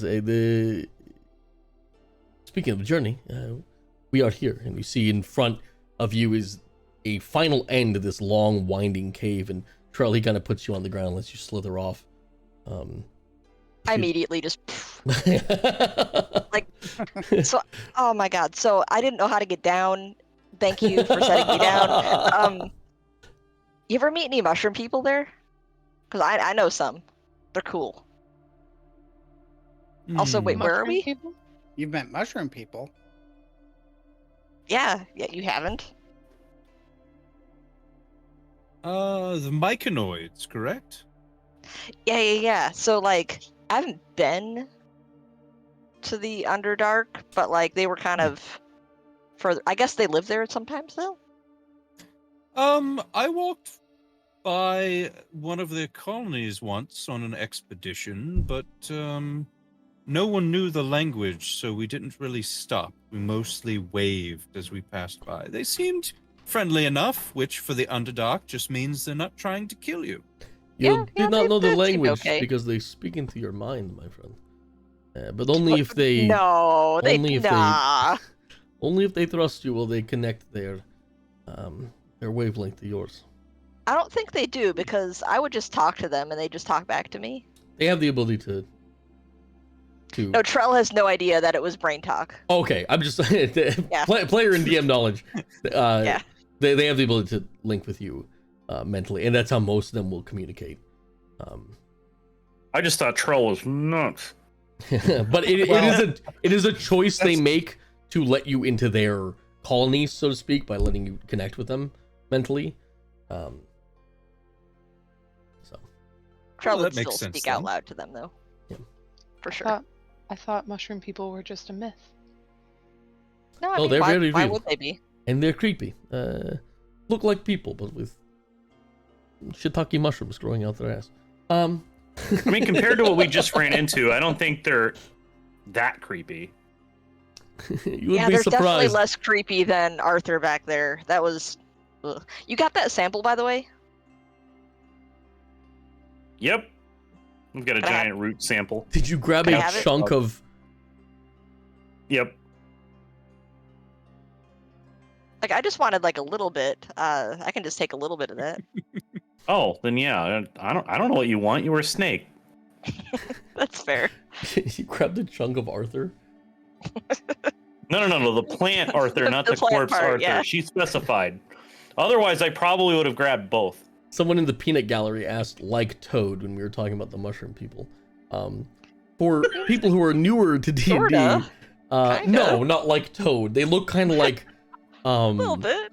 like when the creatures in Last of Us are like really mutated. That's kind of what they look like. They're just fungus and chunks. Yeah, of like mushroom. Toad done by one of those edgelord artists that make everything dark and scary looking. Yeah, like a Dark Souls version of Toad would be the best way. Yeah, the ones that punch really hard. As you guys walk through the tunnels, the long winding tunnels, it's taken about an hour for you guys to make your way all the way down here, and you took several turns. It was quite a wind. You couldn't notice short rest if there was any marks on the wall that would indicate this is the direction you're supposed to go. Nothing you guys saw would say that there were any markers, but somehow John Duke did know the way to here. And as you finally come to the end of this long and winding cave with its stale air and abrupt turns and dead ends, you come to two large metal doors that are now in front of you. As Jean-Duc walks up to it and puts his hand on this cobblestone wall that frames the doors, and kind of finds a loose stone, pulls it out, and behind there's a key that he places into the door, unlocks it, and in front of you now is a large empty barrel. And he says, well, come on in. Filter in, there should be enough room in here. Just Like a Isn't this barrel the way out? outside So we're like walking inside of the into barrel. the top of You're the barrel? walking into a barrel. this doesn't seem like an improvement over where we were. We're just gonna be He says, trust the process, please. okay. I Come trust on him. in. And Yeah, he let's ushers go you. in. He ushers you into the barrel where, Sylvie, you're low enough to where you can kind of like run your fingers on the metal bands and the wood inside. And it's all stained a deep crimson. And as you kind of touch it, little flakes of the old dusty wine kind of fall off. It has a rich smell, like of a fermented grape. Oh, it smells good in here. Yeah, it's a nice smell. And as you all funnel in, Jean-Duc looks around, grabs the two metal doors,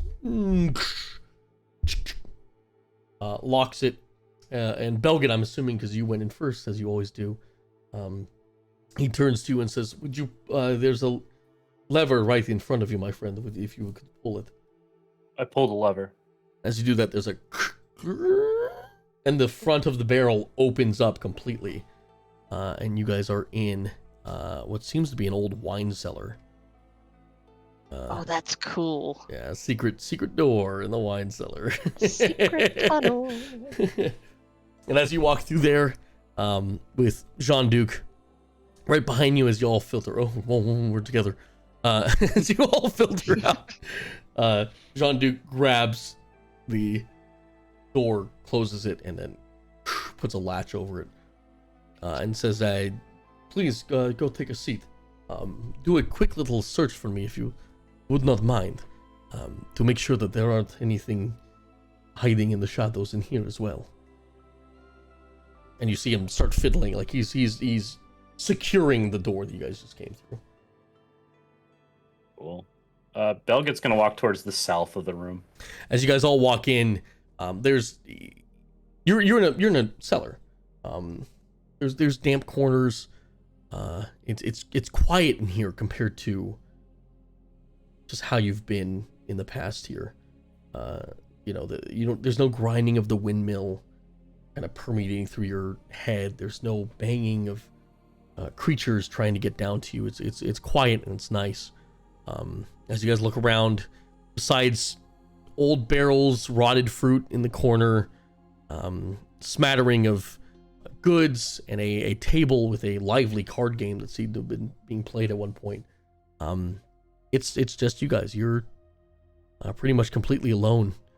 Cobblestone walls, nice, solid stone floor. Jean-Duc kind of comes through and passes by you guys as you're looking around, and he snaps his fingers, the only fingers he has left, with his glove, and a little spark comes out, and he kind of taps a bunch of the candles over the table, and they all light up, and now there's a nice warm glow permeating through the room. And he says, "Are we good?" You don't think they can follow us down here, right? It would take them, without knowing the way to go, hours, and we would hear them coming before it got dangerous. Okay. I think we have a moment to rest. Oh, thank God. Yeah, please, my friends, come, sit. We are all tired from our journey, I'm sure. And he motions at you guys. There's a table with 5 chairs circled around it, and he says, I will go get some more if you wait here. And he heads on. Hand? No, he kills you. No. I can handle it. Do not worry. Can handle it? Charles gonna have a seat at the table. And he disappears somewhere to look for something. I shrug and then just sit down at the table. Yeah, I find a chair as well. Any other? I see a chest and stuff like that. I'm not going to like rummage through it, but or maybe that's a barrel. Just kind of looking around. Is there anything of note? Like the desk. There is a desk. There is a chest. You're correct about that. There are areas where this is it's a cellar, but there's definitely storage here, and there are, goods and items of value that are kind of strewn about in general. Silver goblets and there's clearly money on the desk near you guys, and there does seem to be a couple chests in the area. Would it be accurate that it looks like part of the smuggling operation, like there's stuff around and business? All the glitz and glamour you just went through? Yeah. Yeah, absolutely. This is, he has a secret barrel door. Sure. Yeah, I just... Yeah, the barrel's large enough, by the way. It's a large barrel. I don't know if I properly said that. You could open it up and put large amounts of goods through there.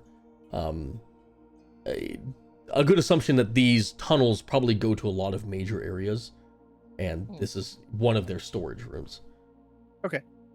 Jean-Duc reappears. Under one arm, he's got like a smaller barrel to sit on, and he brings it over and plops it down and motions for one of you who hasn't taken a seat to sit there, as he turns and grabs the chair from his desk and swings it around, takes a seat at the table as well.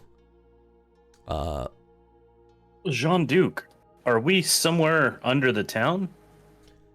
Yes, the inn above in the middle of town. Right below that. Interesting.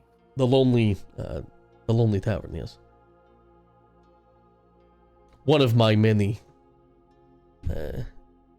strong holds or safe places for us to store goods. Okay, so we just walked from the windmill area to the inn, huh? Roughly. As the crow flies, yes. Us ourselves, we did wind around pretty much half the town to get here, but yes. Sure. It's definitely a nice change of pace from... She just kind of motions everything else up there. I'm sure. Please tell me of your travels. And he reaches into a bag that he had procured from the other room, and he pulls out 3 bottles, huge bottles with a seemingly orangish, goldish liquid inside. And he pushes it forward and he says, honey wine. Tonight, my friends, we drink and we talk. Yes? Is that wise? More wise to know the people you're going to spend the night with than to sit around quiet. Runa grabs a bottle to herself. I think that's supposed to... no. Go ahead, Miss Kendrician. Please, do not allow my... Maybe not the type of wine that you're used to. Speaking of that, are there any clothes in here? she, you may have noticed that Runa, she's do wearing a a perception bitch- check, by the way, really quickly. I was Do- wondering if I'm gonna. Okay. See if your character was paying attention. Yeah, she took a lap. She took a lap around. Yeah. She No, sure was. Not she does that. not try. Not that. You never John told him Duke. your last name. Oh. Yeah. I picked up on that too. Actually, did. Okay. Here's a question for yeah. you, Drac. All right. Yeah. As someone whose family sold to a lot of like artisans and like our silk was very good quality, is that name familiar? You'd have to give me a history check. It wouldn't be like naturally familiar to you because you were quite a ways away. I don't even think you were in Faerun. You were in a different continent altogether. But Yeah, 10. the Kendrisian name is quite a big. I'll say yeah. You've heard of Kendrisian shipping at the very least. They're It's kind everywhere. of like cork an eyebrow, look over. I'm like, oh, Yeah. okay. I don't think you'd know the extent to how big it is, but Yeah, for all I know, it could be just like a place that one of the traders. people stop your by family works did for. business with might have offhandedly mentioned them every now and then. Like, oh yeah, we have a big shipment that we're sending to, the Kendrisian supply line or something like that. So as he hands you the bottle, he says, "I'll get." Does everyone want a bottle? Yes. I'll just take a. I'll have one glass. Glass need is just much. fine. Yep. Okay. All right. I'll get anyone not drink in the party. Friends, come on, speak up. I'll take a glass. No. I have I'm a little more than too just wary. the honeyed wine. We have fizzy water and I think some milk, maybe. How old is that milk? Best not to ask. It's not plant milk, is it? It was milk once. Do you want your milk creamy or crunchy? Yeah. Oh, Ew. Aw. So he does grab some fizzy water as well. If anyone would like, it's basically just sparkling water. But he grabs some fizzy water as well and places on the table. And he rummages around and grabs a nice couple of they're not glasses, they're goblets, pretty much all of them. A assorted variety of from tin to the copper. He didn't get the nice stuff. And he says, "Okay, tonight we play a game. Yes, you guys want to play a game?" Sure. I like games. yeah, let's Alright. go. First we play in Truth or Dare. You've ever played these? No. When I was like I 10. was a boy. Yeah, as a, Before we as a start Truth or gladiator, we Dare- play it all the time. Did Runa rolled an 18? Did she notice I- what I- she thinks she noticed? Yes, I told you that. That's Oh, why I'm sorry. told I heard that. you say no. Oh, okay. I thought I heard you say no at first. Like, oh, not with that. But then you were Oh, yeah, explaining yeah, it to everyone else. I gotcha. yeah. Okay. He says, "This is a different game of the Truth or Dare." Truth to all of you from me, and then you can ask me a question. All right? How did you find the note from my people? I mean, I didn't find the note. We found it We in a told him that. coffin We on told a bandit courier. Right. How did you find the bandit courier? We were followed the bandits. looking for missing people, I don't remember. and They the bandits found- had attacked the town that we were in, and we were chasing them in pursuit. Technically, the bandits found me, and I was kind of one of the missing people, I Yeah. guess. I guess maybe I should rephrase my question. Did you kill my people? They would not have given this up willingly. We didn't. Charles gonna take a big sip. We didn't. We were specifically kill that attacked by one. some of your people and retaliated and killed some of them. Yes. I tried to save several of them, and we had an I told them to unfortunate stop fighting. and was trying to get the fighting to stop.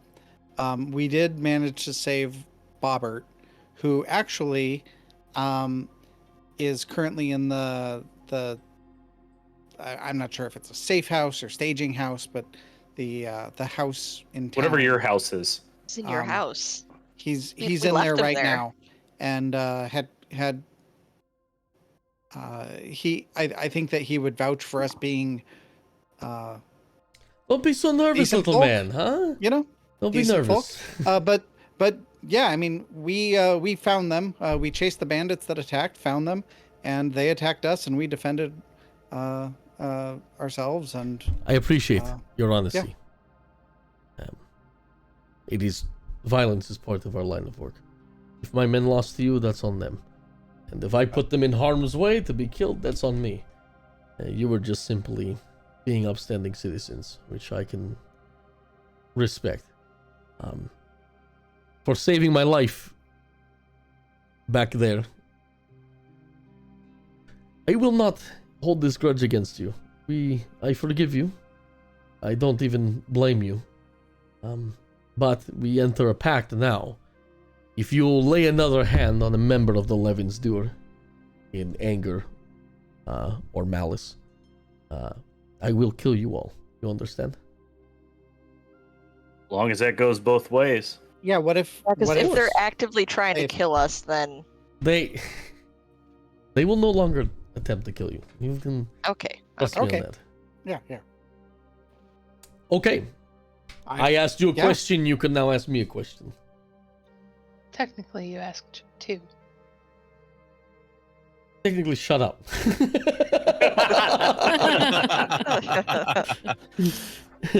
All right. No, you get one question.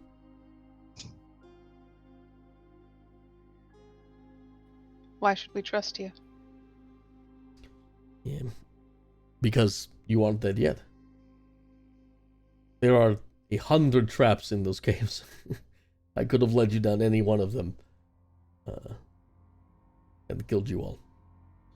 But I did not, because I am a man who understands honor, and you seem like reasonable people with kind hearts, and I do respect that. Can I insight check? Sure. Absolutely. I would recommend it. How about an 8? He seems to be telling the truth. Cool. I will ask now is this the order of sitting? I'd like to say that Sylvie will try to sit on a chair, but the table is like at her forehead roughly. So she's going to go ahead and do her usual and climb up on the table and sit between Trell and Runa. The barrel he brought over Runa would be will sit in big the chair. enough for you to sit on and you could feel normal, Sylvie. If you'd like to. But if you don't, you can do what you... I kind of dig sitting on the table. Okay, I yeah, think you can that's sit on the kinda- table. She's And small. Trell's just Here. used to her legs not touching the ground, so they're swinging. I'd like to move over to that barrel. Okay. yeah, we'll say you're on the barrel. There's enough short guys here. Yeah. You're all short. Exactly. Tiny party. All right. You could. Fun game, That's why everyone. Take a that's why we drink, hate yes? children so much. I want to see all of you, even the tiny one. Sip, sip. Is he drinking the same thing? Yeah, he that drinks he first. poured for us. Yeah. Okay. Okay. He big feral pour. And then a large drink. Ugh. It's better when it's been hyper aged by whatever timey-wimey bullshit is going on. Yeah, that's gonna be problematic when we get out of here. Do you all sip, by the way? Does everyone drink? Yeah. Runa, Trell's gonna Runa sip. pretends to sit. Yeah, I would definitely like sip on it, but like because it's honeyed wine, my character's not going to really be that interested in it. Okay. So I'm not Uh, exactly going to be sucking it down. Give me Trell's enjoying it. give me a sleight of hand, Runa. Anyone else Can I not do drinking? Performance? Sylvie No, will sleight sip of it, hand. but she really doesn't need much. And Belgit, you're not very stealthy. 14. I'm gonna say that he notices that you're not drinking as much, and he says, "Honey wine not to your taste, my friend." Not exactly, no. What is your choice? Your drink of choice? Well, dwarves are a hardier people, and our resistance to poison also usually extends to alcohol, so it has to be a bit stronger. Hey, say less, my friend, huh? And he gets up and he goes off in the back, and you hear the rumbling of him going through bottles, and he, about a minute passes, and he comes back, and he has this big brown bottle that is just covered in dust. Very large, very thick glass around it. You can't see the stuff inside. And he says, this could burn the hair off of a goblin. He slams on the table in front of you. It's a bottle of dwarven hard liquor.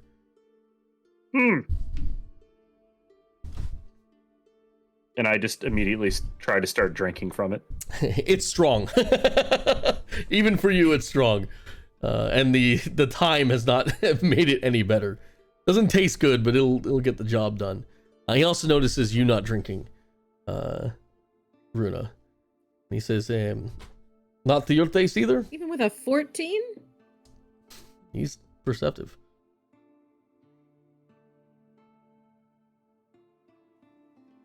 I just need to cool down after all of that first. Okay, bitch tits. Thanks, one arm. He says, if you would like, I have clothing in the back if you'd like me to get you something that does not tell me to look at your flabby cum gutters.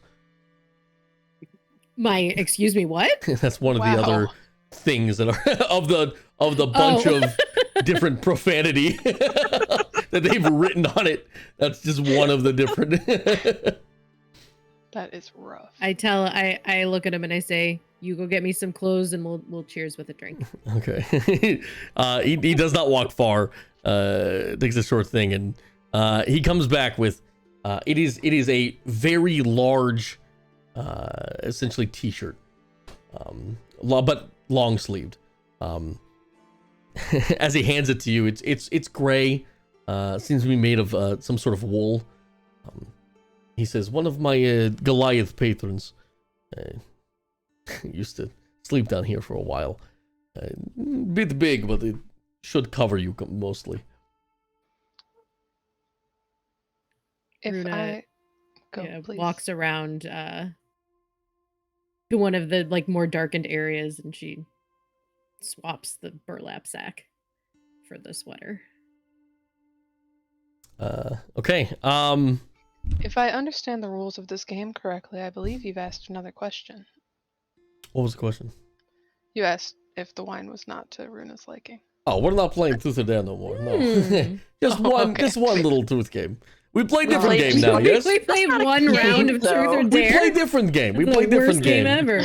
Quick game. Quick All game. right. Okay, which game now? Blister! We now we play the game of you telling me who you are. I want to know you. 6 random assholes traveling to the wood as you said you are. I need to know the people you are. Yes? I mean, I guess that's fair because we've heard a lot about you and now we've met you. I'm Trell. No. I do not want the way you would talk to a gathering of guildmates or a convention of co-workers. Talk to me like you would. I was your brother, and we have not met in many years, huh? But you're not my brother. And we have met in many years. Inside check. Perhaps I go first, and you can understand what I am meaning. Yes. Sure. Runa rolls Sure, her you eyes a start little and bit. we'll lead afterwards. My name is Jean-Duc Dufour. Hey, I started like that. That is You were like, exactly what "That's she said. No. It's the tone. My name is Okay. Jean-Duc Oh Dufour. my god. Runa takes a huge swig of the wine at this point. I was born on the streets of Waterdeep. Wouldn't we know that if you're our brother? Just saying, this isn't really.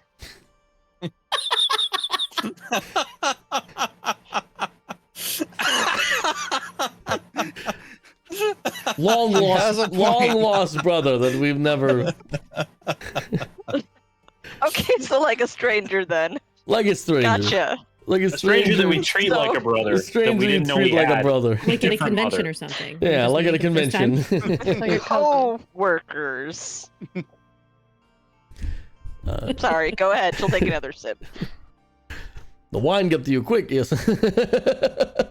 little creature can't hold their spirit. I was born in Waterdeep. My father was not a good man. He would often leave and do nefarious things. One time he leave and he doesn't come back. And me and my mother, we struggle. And we live on the street. And we eat scraps from garbage bins and kindness of others at times. At one point I saw her pull a rotting fish from the sea. And we cooked it. And it was the best meal I had had in weeks. I watched my mother throw up that fish immediately after eating it, but I could not afford not to have something in my stomach. One day, when I'm young, not only even 10 years of age, my mother gets sick. And she is hungry, but we have not eaten for days. So I walk into a bakery near the alley that we're staying in, and I steal a loaf of bread. They catch me. I am but a kid at this point, and not the dashing man you know now, so I am not so stealthy. The man called for the guard, and they put me in chains and drag me outside to take me away, to lock me up. And the last time I see my mother alive is when she is laying at me in a box. Her eyes staring at me as I call to her, and she says nothing. 3 days later, they let me out of my chains and throw me back into the streets. And my mother's gone. I ask a nearby beggar we were friends with where she is, and they say that the guard picked her rotting corpse up, tossed it into a ditch somewhere.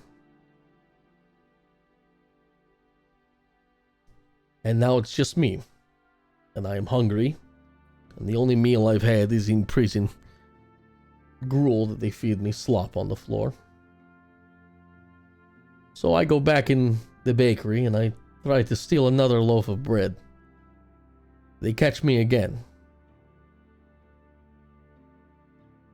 And perhaps it is irony or fate, but the baker, he tells me that if he catches me stealing again, he will take my hand. Well, he never caught me stealing again. I got better. And as the years went by, I would take from people. I would go up the ladder from the poor to the wealthy, and from the wealthy to the rich, until I start one of the largest smuggling groups in Faerun, the Levinsdur. And I am never caught again. Until 3 days ago, when I turned my back to a simpleton who is secretly a plant. And he caught me. And just like that man promised, I lose my hand. And then, as if fate intervenes again, as I am to be fed to a mechanical wind-powered machine, and turned into a smoothie or a plant, I get saved by 6 random assholes who pop out of the woods, who have just butchered my men and come to save me. I am Jean-Duc de Fur, the leader of the Levensdur, one of the 7 bands of Blunderville. And I believe I have fate on my side. So I would like to know more about you, the people who have saved me, so I can see exactly who fate has brought before me.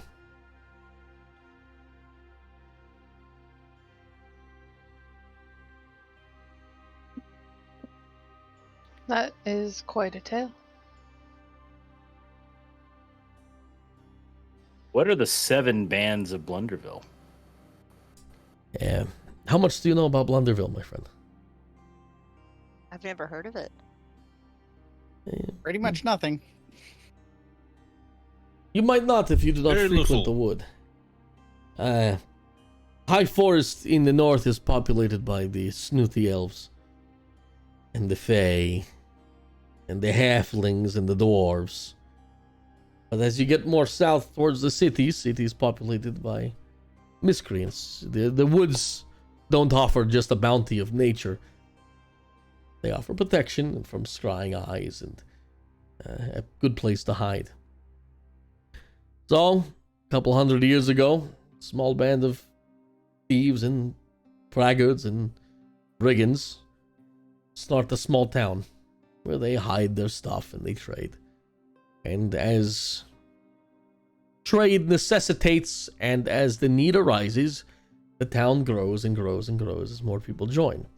Eventually, Blunderville is where the majority of gangs out in the more eastern reaches of Sword Coast would meet and trade ill-gotten goods or rest if they were under scrutiny from the law or guard in the town, where they would come for information or to do a bit of gambling, enjoy fights. And then, as more and more people come, people who are not thieves and bandits begin joining, normal people looking for a place to live. And Blunderville goes from a small bandit hideout into a bustling town. But they did not forget its roots. So the town itself is run by 7 different large bands of bandits. And those are the 7 bands of Blunderville.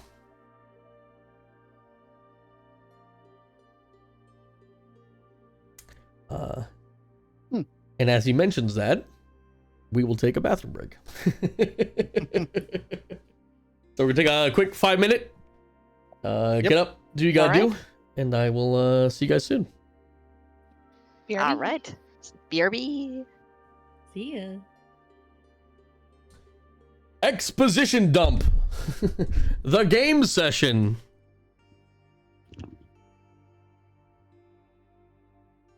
Welcome. How's everyone doing, chat? Good to see you all. How are you guys enjoying the game so far? This one's less action and a lot more talking.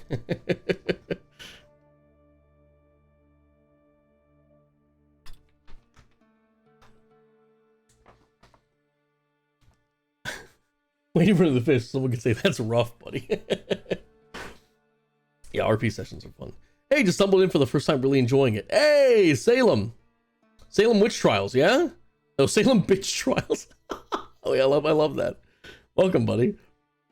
Yeah, if you want to watch the previous sessions after this one, they're all saved in highlights on this Twitch channel, so you can check it out. It's a homebrewed Ravenloft setting in the Forgotten Realms, so I do hope you enjoy it. Thanks for stopping by. Jean-Duc's backstory was so sad. Well, yeah, I mean, but you know. Do you become the handsome, roguish smuggler without a tragic backstory? I think it's fine given the previous sections have been action-packed. Yeah, we've had a lot of action in the last couple sessions. Yeah, and if you want a recap of what's going on, like you've missed something, exclamation point recap in the chat, and it has a Google Docs link that'll just give you a Google Doc that has all the like the Cliff Notes version of what's happened.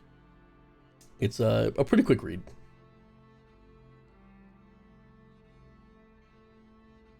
There you go. YouTube soon. Yeah, we got copyright claimed on YouTube, so I had to figure that out. I guess it's like some random scam or something, but I should be able to upload again very soon. So we're gonna upload all of them like in a day or two onto YouTube as well, and then as they come out, we'll update that as well. I can't get over how the cloak in Jeong-Du's portrait looks like a hand gripping the back of him. Oh, it does kind of, yeah. Yeah, it's supposed to be a cloak.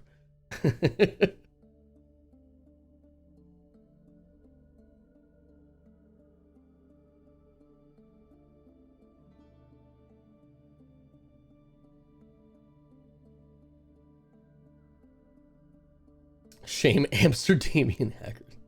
Hey, Sam, good to see you.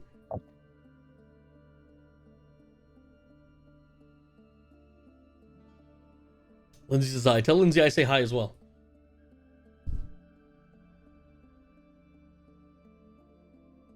Yeah, a bit of an RP heavy session. But you know, this was coming.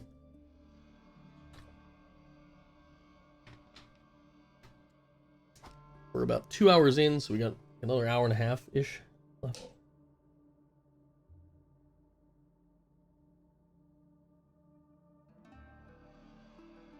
I missed the explanation of what happened to Frederick. Just scheduling things. Yeah,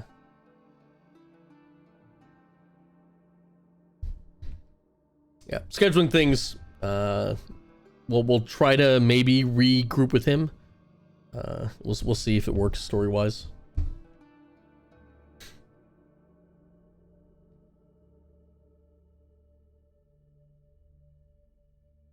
Welcome back, Runa. Thank you. I thought about changing into a big gray sweatshirt for realism. No, we haven't had any deaths yet. No deaths yet. Close. We've had a couple close calls. Runa's been trying very hard. Yeah, Runa's been doing her best to get killed. Yeah, despite Runa's your best been effort. near death in greater than 50% of our sessions. I snatched you from the jaws of Arthur. Thanks. Runa's trying to snatch failure from the jaws of victory. Mm-hmm. And doing it swimmingly, Mm-hmm. might I say. By the way, how's that timing, huh? Perfect timing. End with the explanation of the bands of Blunderville, and then it's 11 on the dot for me. Perfect bathroom break time. Did you guys bring snacks? I ate my snacks all during the first part. That's what I But I forgot. still have half a bottle of snacks. water and or honey wine to I'll be finish. so fast. 1 second. Snack time for sure. Yeah, I can't wait to con save you all for the poison wine. Mm-hmm. It's coming. Runa would have known better from her party days. Every time you give us food or drink, it's poisoned. Mm-hmm.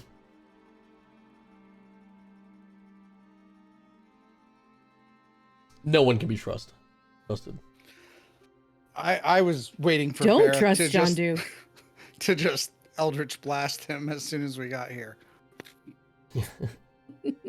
So anyway, I started blasting.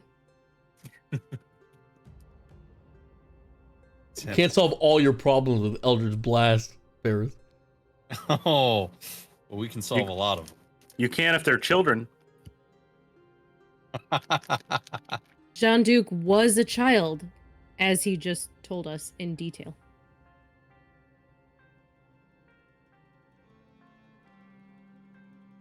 Just like he would if we were, long lost brothers.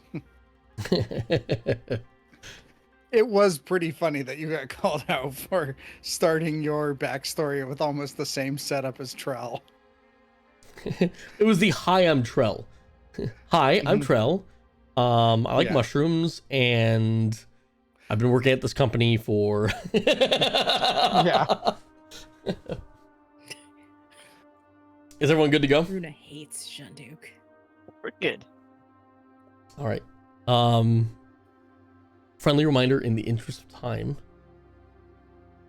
try to keep your backstory explanation as we do this little round robin, if you even choose to do it, about as long or shorter than Jean-Duc's. I gotta cut out about like 30,000 words then. Yeah. Dang it. I wrote all the wrong backstory for this. All right, so we'll pick back up. You all sit around with this new information given to you that about there being 7 bands of Blunderville, and it's a bit of its history, being a bandit town. As Jean-Duc finishes his explanation of the backstory, he says, and one of the 7 bands, he's ours, the Levensdoor. We handle the smuggling of, this is why I'm smarter than the other smugglers. We smuggle in goods that people need for the comfort of their life. Blankets, better furniture, nice wine, drink, things they can afford, food, clothing. That is what we focus on, the day-to-day, instead of massive shipments of weapons and stuff like that.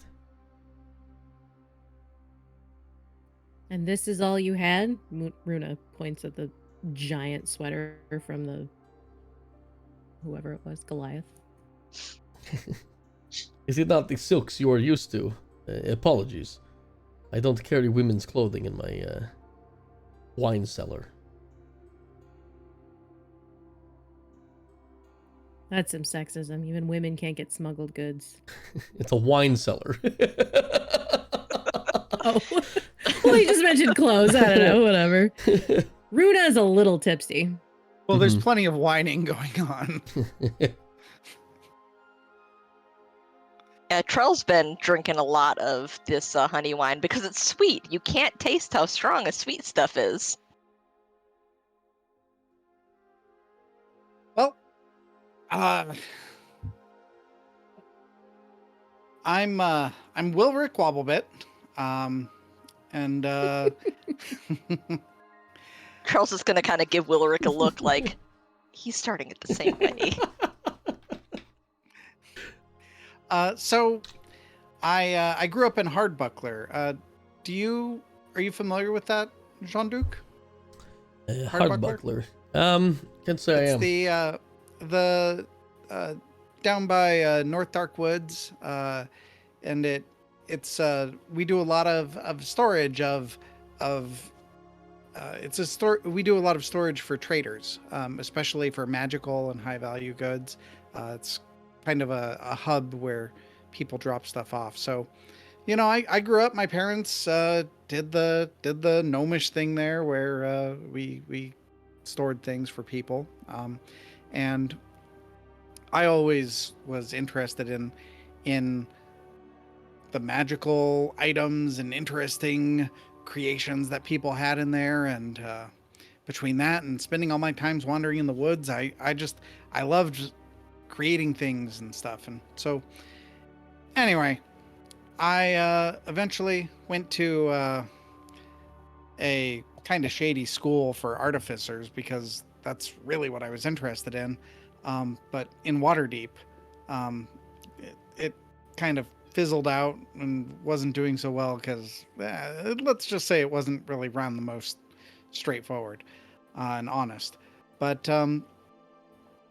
I left there and started my own shop down in Daggerford, and started making various kind of cosmetics. And at this point, I pull out a couple different like hair dyes and face paints and stuff like that I have, and including things like sunblock that this stuff that you can put on your skin and it helps prevent it from getting burned, and red after you're out in the sun all day. So anyway, I'm out there doing my own thing, and met Bareth over here as one of my contacts for supplies. And we've made a few trips and adventures into the Underdark, like we talked about. Some a little scary, but I do my own thing. But Bareth and I came out here because of the opportunity of making a little coin and also helping people at the same time with all the people who've gone missing in this area, and that's why we came here. We've met a couple people on the way. Belgit and Runa, and kind of got in over our heads as we followed this path and followed the trail that we found from the bandits, and now we're lost in these woods where the path disappeared behind us, and we're in Fievel, and time doesn't seem like it is the same, and I don't know what to think anymore. But here we are, and we wanted to help people and make a little money, but help people. And now it feels like we're stuck. And You come into a cursed wood to make some coin and to help some people you don't know. It sounds a little bit crazy to me. You sound like you might be a full mental alchemist. I've heard that one before.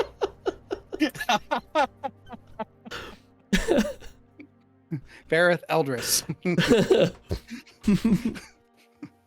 Well, your friend intrigues me here. I could not help but notice you have a... Seems like you might have at one point been in a similar predicament to how I am, with your strange little mummy hand.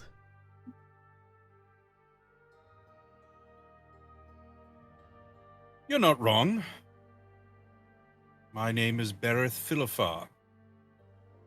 I was born in the Underdark and raised on the surface by my mother, who wouldn't give me up to Lothsworn Drow as a sacrifice when it was revealed that I was born as a devil touched. Over the years, I went on many expeditions with my adopted father, who was a member of the Explorers Guild. He still is today. And when I became a man, I decided that I wanted to discover my roots. But the roots were a bit thornier than I had imagined. In discovering my roots, it seems that they wanted to hunt me down and complete that sacrifice they couldn't quite finish when I was a child.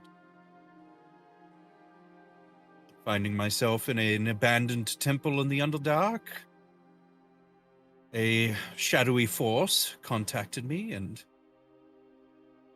desired the same thing that I did. To make sure there were a fewer drow in the world. A hand was a small price to pay for survival on that day, and many subsequent days too. Imagine if I did not have it, we may not be sitting here right now. You'll have to tell me, or introduce me to your shadowy friend. Perhaps he can help me once again reach equilibrium, as he gestures to his missing hand. Maybe we talk at some point, yes?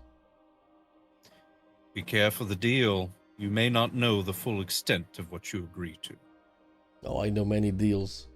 As I assume you do as well, Miss Kendrisian.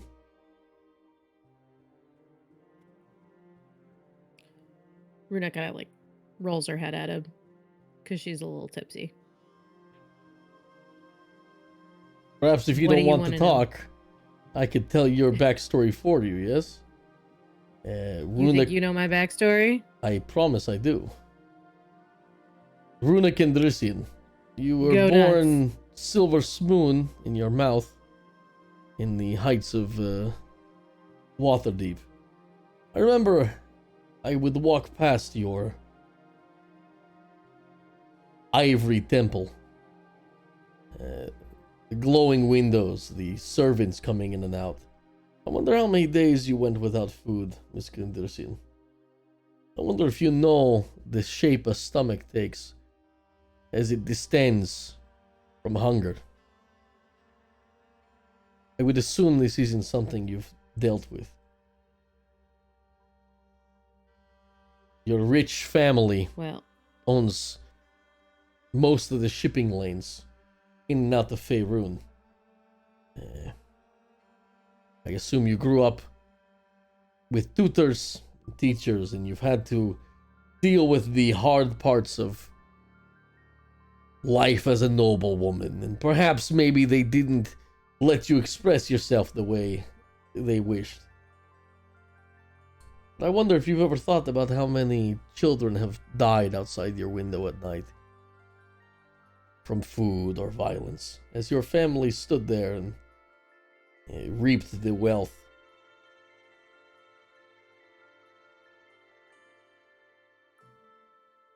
well, like you said, I'm Runa, and I'm one of the assholes who saved you. And yes, my snooty elf family makes the money and shit that you steal, so you're welcome twice. Really, please steal more of it. We don't need it. You know that. And there are much more deserving people. How do you think I ended up here? Do you think I ended up here because I wanted to stay perpetuating that life? Whether or not you perpetuate the life is unimportant. The fact that you have gained so much is something I think you need to reflect upon. You're not in Waterdeep Well- anymore, Miss Kendrisian. You're in the thick of it now. Oh, I know. I've spent more time almost dead than alive since we left, which at this point seems fine. And that just might be my brand, you know. Everyone needs a journey. So, Oh, and my shadow magic is eventually going to drive me insane. So that's about it. And Runa takes another big swig of wine. so why Maybe is you should stop using it then? And die again? Yeah, that's fair. And Trell's gonna take another drink. why is the Miss Kendrisian here then? How did a noble woman who spends her time in court end up surrounded by a tiefling alchemist and various little people in the middle of a cursed wood? Officially, Well- she's bankrolling us. Oh, I don't get to answer for myself. Bareth. I said officially, but I would love to know more about why you decided to undertake such an arduous journey. Nobody growing up, for me, I don't know, they, nobody was genuine. Nobody was real, except for one friend of mine. And she didn't have a lot. She was more like you, Jean-Duc. And I gave her what I could. But she got caught up in a gang. I don't know how she supported herself. She wouldn't talk about it. But it got to a point where she wouldn't accept help or money anymore. And eventually I wasn't accepted there with her either, because of course I could never be one of them. I know that. You don't have to tell me again. So, I want a world where my friend doesn't have to have a harder time than me just because of where she was born or how she was born. And so, I'm trying to do something else. You want to know what world I want, Miss Kendrician? Not really, but I think you're going to tell me anyway. You are insightful, astute. My world, the wealthy lay in caskets, and their wealth is distributed among the people. And we have no need for the uber rich and poverty. I would see all of your family members hung upon crosses in the yard before I see them take another sleep in their beds. I wonder if we're the same there. As he takes a big drink and then points at Belgit, moving the conversation along, and says, I know you as well, the Bulette. Belgit, the axe bringer. Smashes her bottle on his head. Does she Not really? really. Okay. No. Man, Belgit's But never she gonna get is his pissed. backstory out. I know you too, Belgit. The Bulette Axebringer. There are few in the Sword Coast who do not know of the mighty gladiator. I also know that you weren't a gladiator for a long time, were you? No, not 35 years ago. Was an adventurer, kind of like we are now. Had an adventuring party, went out and did a lot of things. Till one day, we got a job to go into the Underdark and investigate a tomb. Everything went well enough with that. On our way back up to the surface, we got ambushed by Durgar slavers. The cleric in our party, neck slit, killed. Our wizard, gnome illusionist, one of my best friends, strangled to death. And the rogue, cut right down the middle. I know because they made me do it with magic. Mental magic. It gets in your mind. And then after that was done, they took me slave.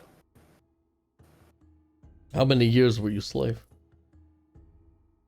From my count, probably about 8 years I toiled down there. Eventually, they would put me in pit combat where I had to fight other slaves for my life or theirs. I bid my time, did what I had to do, until one day, the Duergar got preyed upon by the Mind Flayers. I used that as my opportunity to escape. Finally got out of the Underdark. Had to figure out what I was going to do next. When I ran into a traveling gladiator show that didn't even do real combat, I thought I'd be great at that. So I took it up so I didn't have to adventure anymore. And that was going fairly well until I met these guys. Got kicked out of my circus, and here I am again. Here you are, a man who spends half his life avoiding a real fight. He's now plunged into a nightmare that is just beginning. I wonder how you'll fare, Belgit. Speaking of nightmares, little one, you look like something out of a dream I once had where I was paralyzed in my bed. Thank you. You're welcome. You seem like you enjoy that compliment. A bit. Well, I am Sylvie. And I suppose I should start this off, looking around the group, with an apology. As By allying myself with you, I have put all of you in great danger. We're already in great danger, though. Additional danger. What do you mean? Well, while we were on the road, I don't even know how long ago now, there was a conversation had where some people mentioned evils or monsters living within them, and I have something to that effect myself.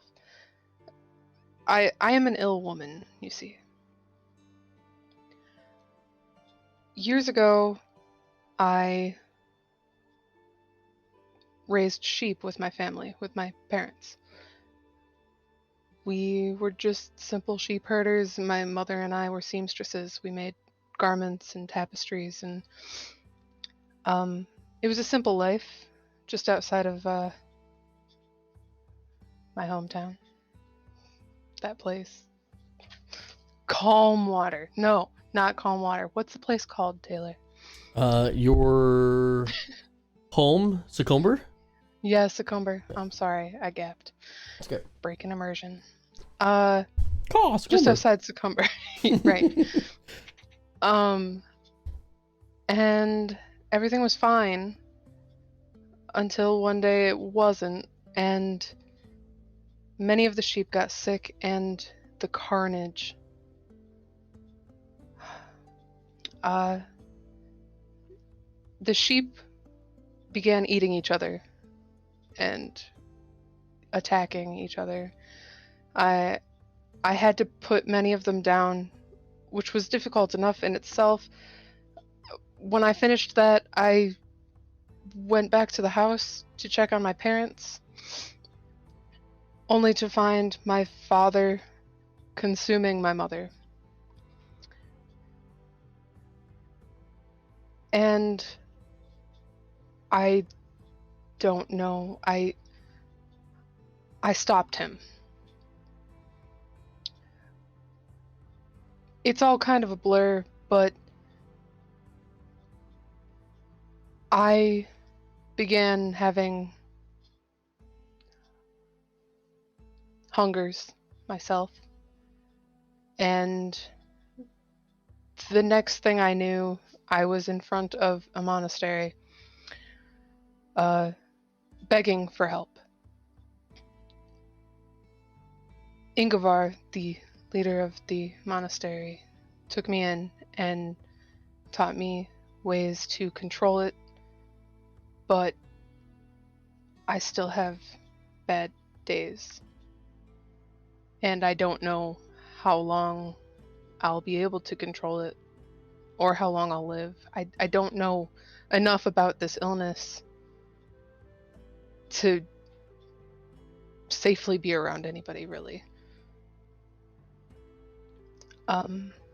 But here I am, trying to do what I can in this world.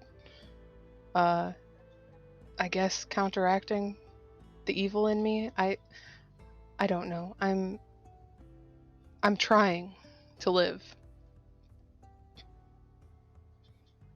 And that's it. That's me. As Sylvie was talking, especially towards the end there, Charles trying to be really subtle about it and slowly scooching her chair away, but it is making a lot of noise. It's like In contrast, Runa holds out her hand to Sylvie if she wants to take it. Sylvia will look at Runa like, are you sure? Like with the questioning eyes, and slowly reach out her hand to take it. There's one thing we know, it's that Runa has no survival instincts. So Right. this tracks. Runa sticks her hand directly in Sylvie's mouth. Yeah. Here, how do I taste? Would you like some? Yeah. Jean-Duc Runa is, sees the I've seen you best eat in all people. day. Jean-Duc looks at you and says, you know, funny enough, there's a man in Blunderville I met that his village had a very similar outbreak. Really? You might be able Could- to talk to him about that. That would be. Is he safe to be around? He's part of the foresters. They live kind of on the outskirts of town. I could give you his name, though. Please. Yes, you're looking for Jack Wellman. Jack Wellman. Jack Wellman. Classic. Blonde hair, kind of short. Half elf, knife ear.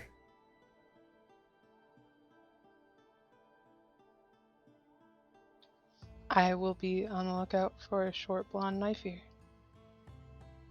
Just something to state. Also, holy shit. You're able to you're able to control these urges, or Most days. I haven't eaten anybody here yet. have you eaten anybody ever? Yeah. That it. So it's a yes or no question, Insight Sylvie. check. Never have I ever eaten a person. Yeah, new game. I would like to do an insight check on that. Everyone put a finger down. Trogon, you can roll deception 12. or tell them, Sylvie, it's up to you. Hi, my name is Sylvie, not Trell.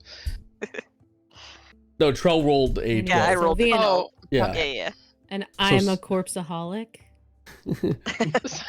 Oh, So I'm just gonna roll a straight d20. Just Okay. Okay.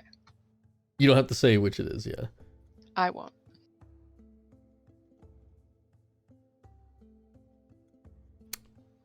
That will be. Well, it's a 15 on the d20. Yeah, you can just tell them whatever you want.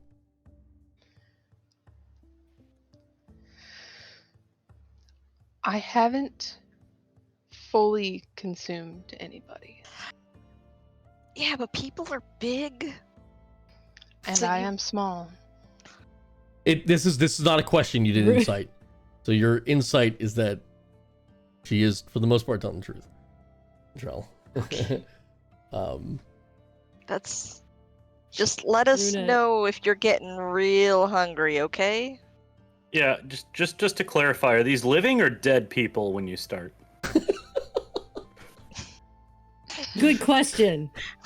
They're alive when they begin to eat you. Just kind of, my arm was taken today, and my stomach is not as strong as it might have been a few days back.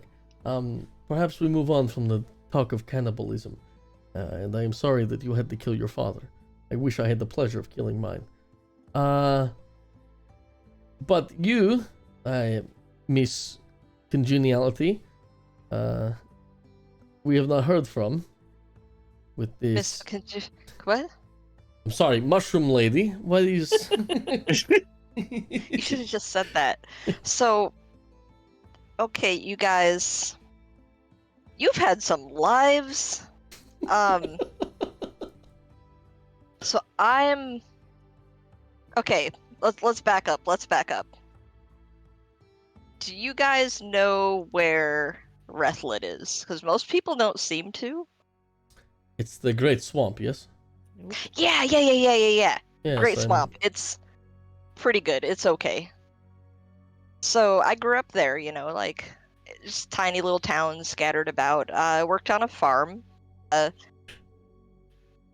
We made silk. It's some of the best silk that you could ever get.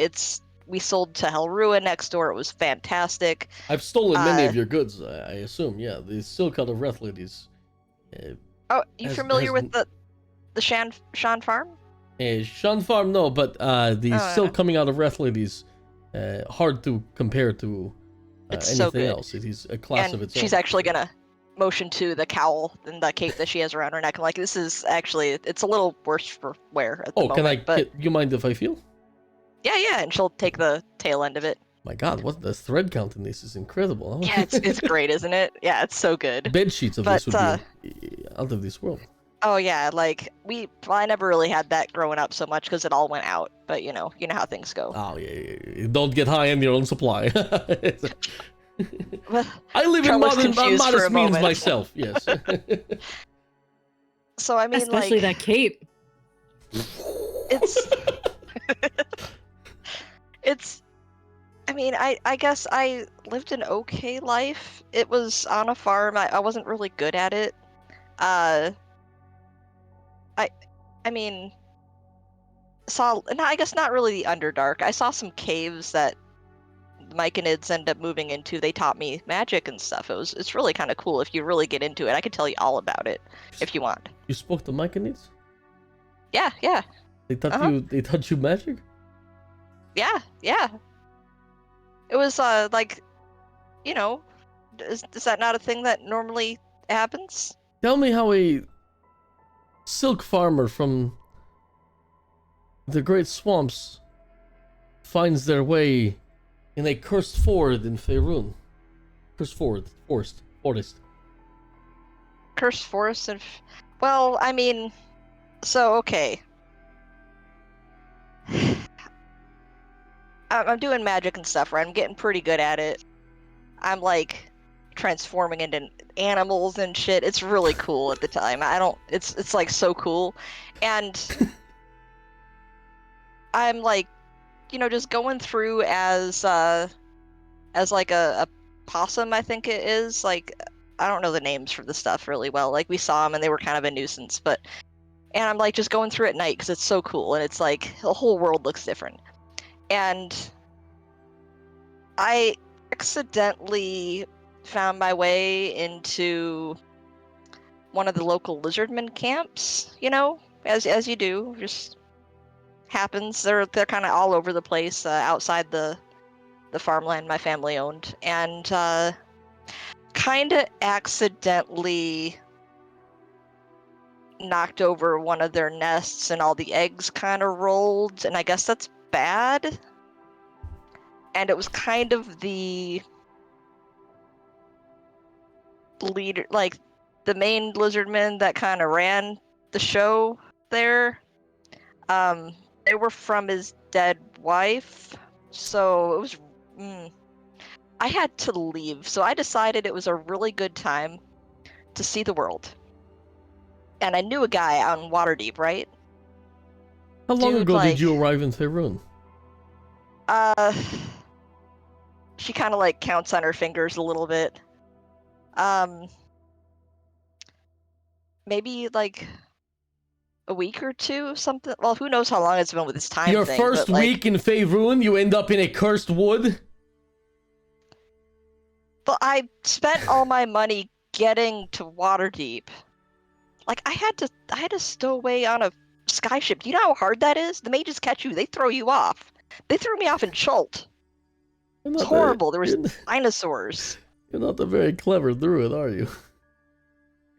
I mean, yeah, I am. It's fine.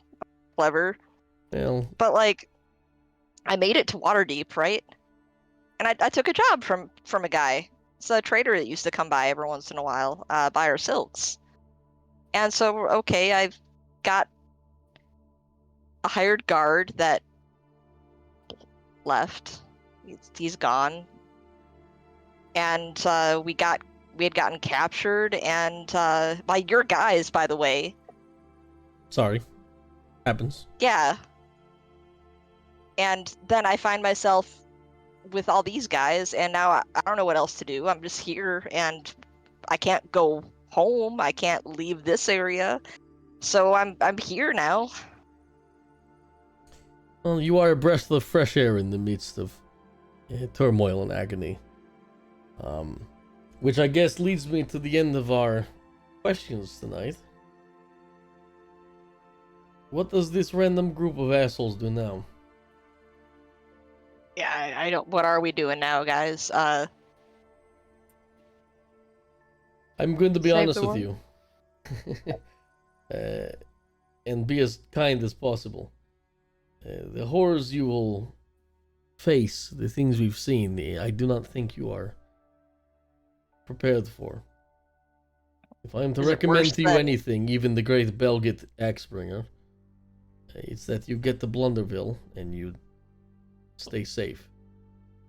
It's the one place in the wood left where the corruption does not permeate. Why's that? I couldn't tell you. Perhaps the large amount of people there and the magical items traveling in and out have created a sort of barrier. Perhaps. Does it have anything to do with the Baron? The Baron? The Baron is like an elected title.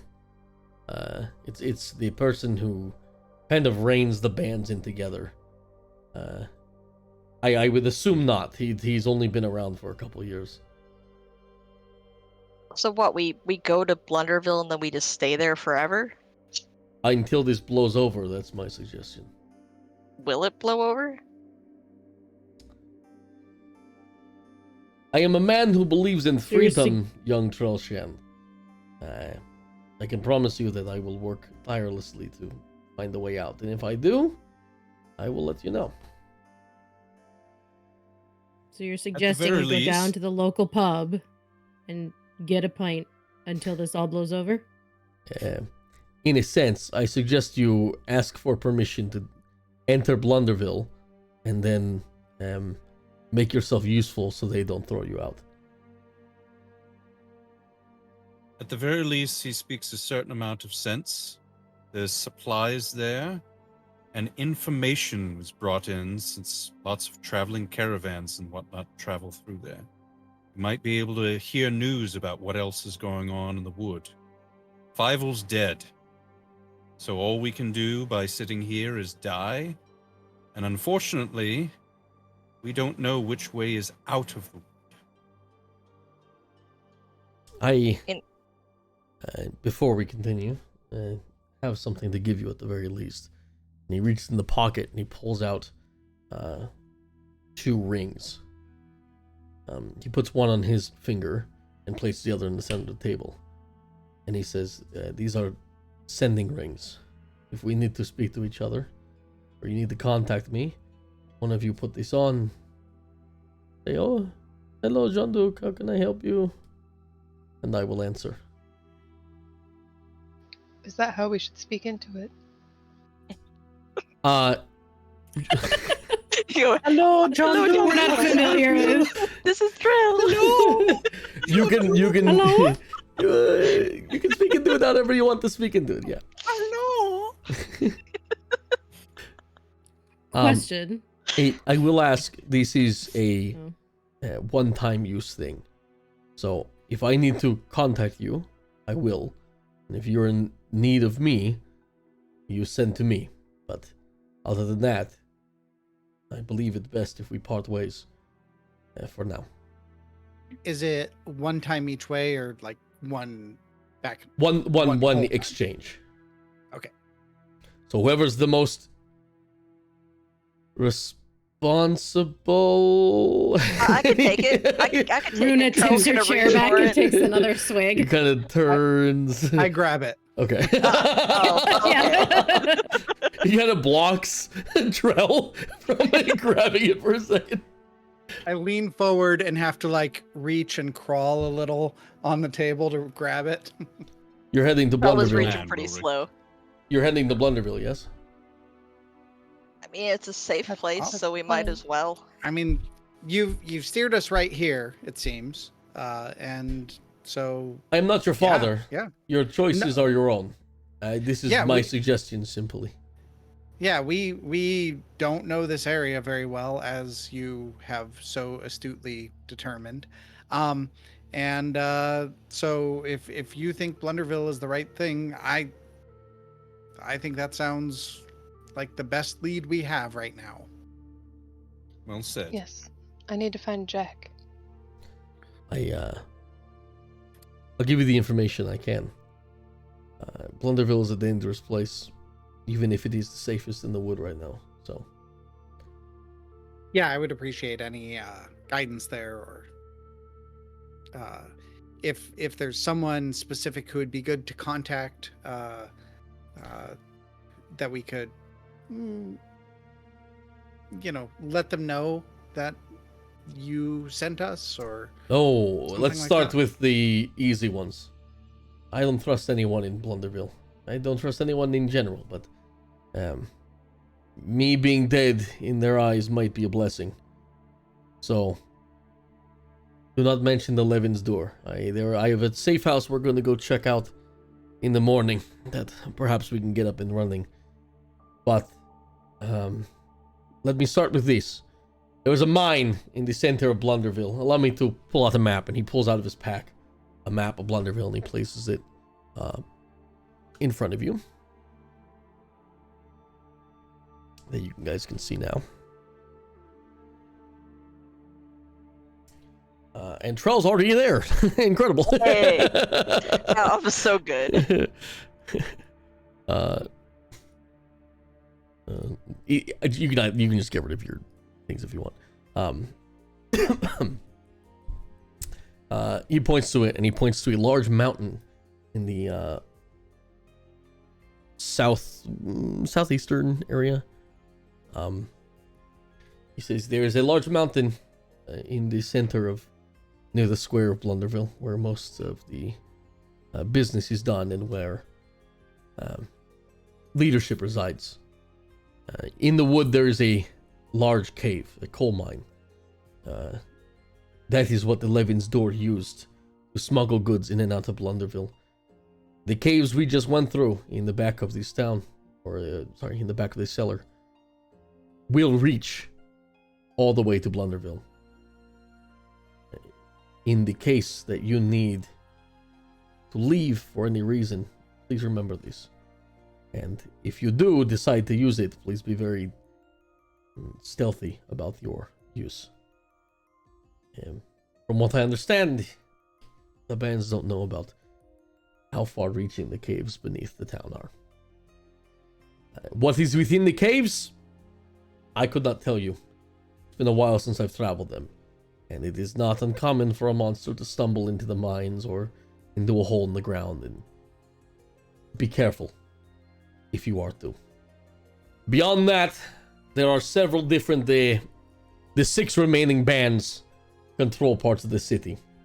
In the woods surrounding Blunderville, because the town within the walls is not the only town, it does extend outside quite a bit. They secured what they could, but, you know, it was far sprawling. In the town outside, the Foresters are in charge. They are the first of the 6 bands of Blunderville. The Foresters are a group of bounty hunters, rangers.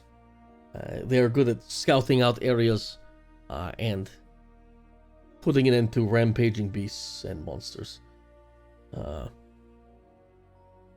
They also run the bounty boards in the town. So any bounties that you might find for somebody, or any bounties on your heads, will be propagated by the Foresters. Understood? I don't plan on getting one of those, so I wouldn't. That's all good. They are quite dangerous and quite strong. They are run by Fabius Fournier.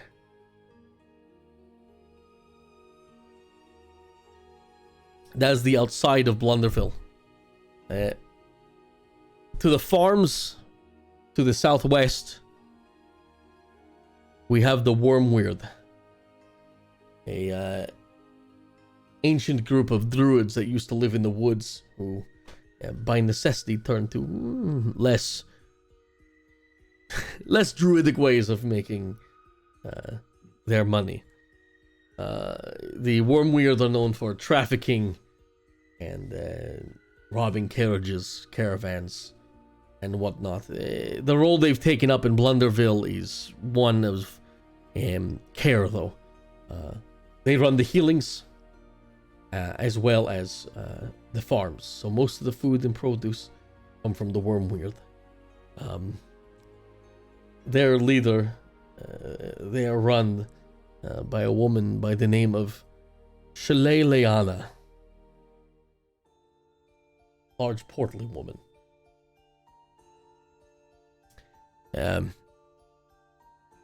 To the northwest, in a small band of houses, and where the majority of people live, we have the Ripper Gang. a Reaper? ripper, Ripper. like to rip. Oh, that doesn't sound like a happy gang. They're named for a special knife that their leader developed.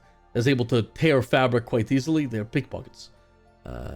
Is able to kind of cut through the seams and immediately just remove any fabric in the way, and then they just slide in and take. They're, hoodlums, thieves, but they normally steal from outsiders. So you should be careful near the Ripper gangs. They're run by Mary Ripper. A strange man, to say the least. His name is Mary? Mary Ripper, yes. Okay. Mary is in Merry Christmas, Merry. Oh, I thought it was Mary, and I was like, all right. That's an odd name. He's an odd man. He's happy about the ripping. To the south, you have the Downers. They tend to run the gangs and anything near the waterways of the Unicorn Run that runs through Blunderville. Dock hands, they have a large connection, not just in Blunderville, but throughout all of Faerun and the Sword Coast, of dock workers that they can speak to, and they know what goods are coming and going along the waterways, and that's how they do most of their business. They're thugs, they're brutes, they're muscle, and their leader, Lucky Volton, also runs the casino and fighting ring upon his vessel, the Gilded Gold Piece, which is a large ship he normally has docked in whatever town he's in. So if Lucky's there, you'll see his ship. And that was the Gilded Codpiece? The Gilded Gold Piece. Gilded Gold Piece, Oh, okay. which is a little repetitive, but he really likes What was gold, the I name of guess. that org again? The Downers. Down. Those are the Downers. The last two are more difficult to explain to you, so I will do my best, but I ask that you forgive me for not having as much information as very few people do.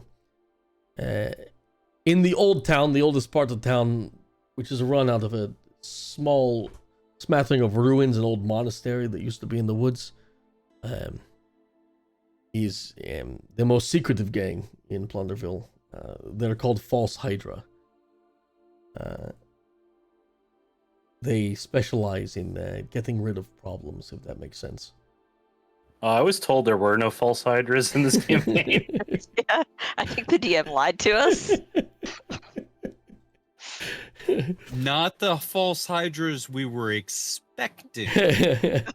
Nobody expects the false hydras. Hail False Hydra. They are quite mystical in nature, and also do a lot of dealings in magical goods. You will only meet with a representative of the False Hydra. Their leader is unknown, and they are very secretive. We only know that the person or persons in charge are simply referred to as the Headless.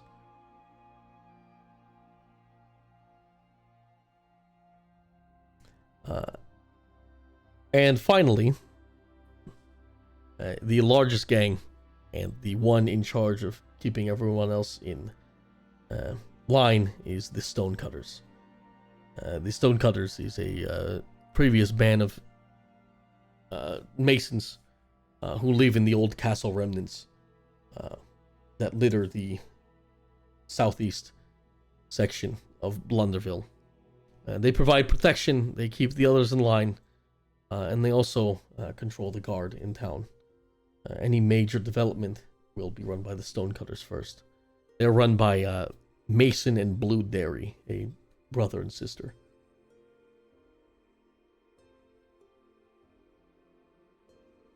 And you've told us a bit about what you do, but not really how you fit into these, how Levensdor fits into all of these gangs. We provide casual goods for the citizens. So we would steal from caravans along the road, along the river, take them through our network of tunnels, and then we would distribute the goods to people. Not so much the weapons and gold that other people might use, but household goods, chairs, cloths, clothes, things that the common person could not afford. We provide. Is there a part of town, inside or out, that you are based in? Yes. So the town square is where Levinsdoor would do most of our business. We did have a small grouping of houses there that burned down recently as well.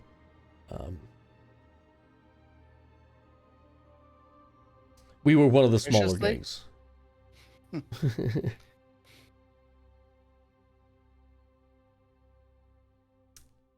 And then lastly, you do have the town leadership, which includes the Baron, the Chaplain, and the Coroner. Those are the three major roles. The Coroner takes care of the dead, and he runs the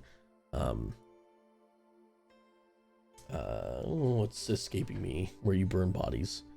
The Crematory? Crematorium. The crematorium. Thank you. The Coroner takes care of the dead and runs the crematorium. The Chaplain takes care of the church and people's faiths in the town, and the Baron meets with the heads of the gangs and supports the locals. You did mention the Baron specifically, even though you knew very little of Blunderville. Is there a reason for that?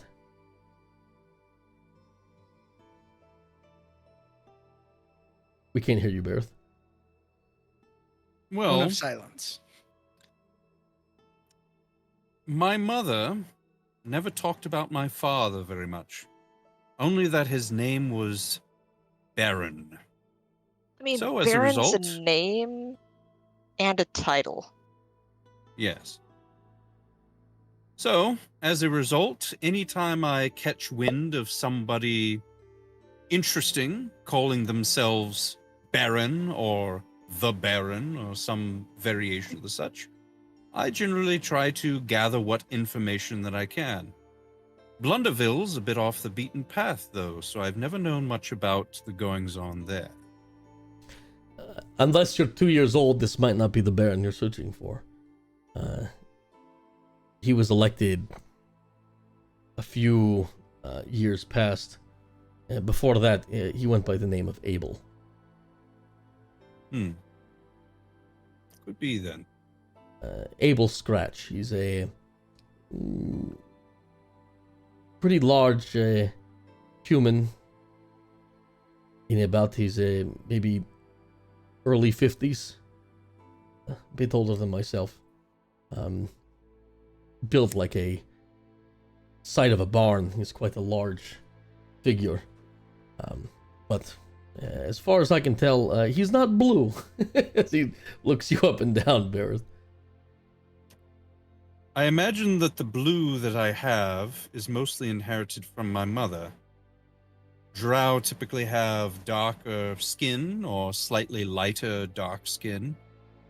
My father could be anything as far as I know. He could be a drow, he could be an actual devil. She never talked about him. I only have a name to go off of. Well, if you find any horns on him, let me know. There were none that were apparent. I believe perhaps we should get some rest. It's been a long day. And in the morning, if you'd like, I can point you in the direction of Blunderville. Hopefully by then, whatever creatures came out of the woods to bang upon the windmill have dissipated.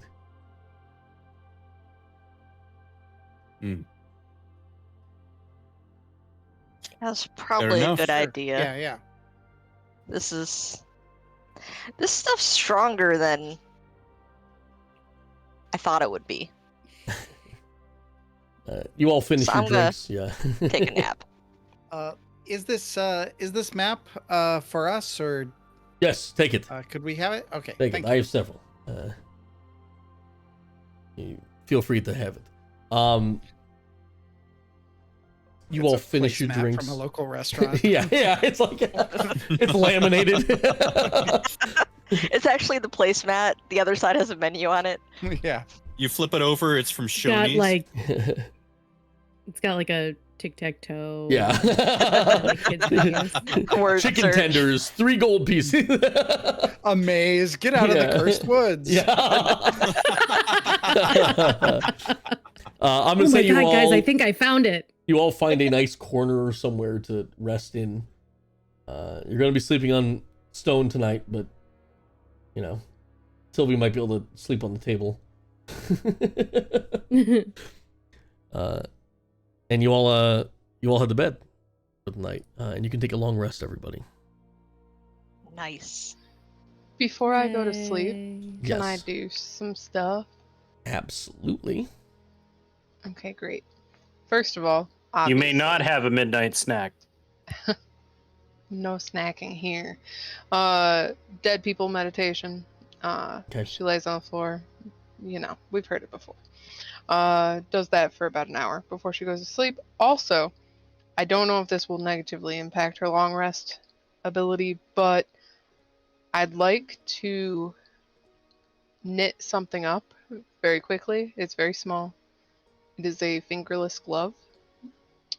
Of course. So, if that's allowed. I'll say that this is like the end of a end of a season, like anime rest where like all of them pass out and you're like all out for like hours. Like we're not talking 8 hours. This is like you all you're like 12 hours deep. So yeah, Sylvie, you take a like couple hours to knit up a glove. If you want to roll for that, you can, but I think you'd be pretty good at it in general. Yeah, we were up for a Ever. long Mhm, time. yeah, It's a you're all lot- tired. Yeah, it was a long time. Do you want me to roll for it? You don't have to. No, if Okay. you want to, you can, but we don't have to do that. Okay. You're We'll good just enough say at it's knitting. good. Yeah, I did good. You did good. Is there a reason for this or just Yeah, but I'll wait till morning. got it? You all sleep.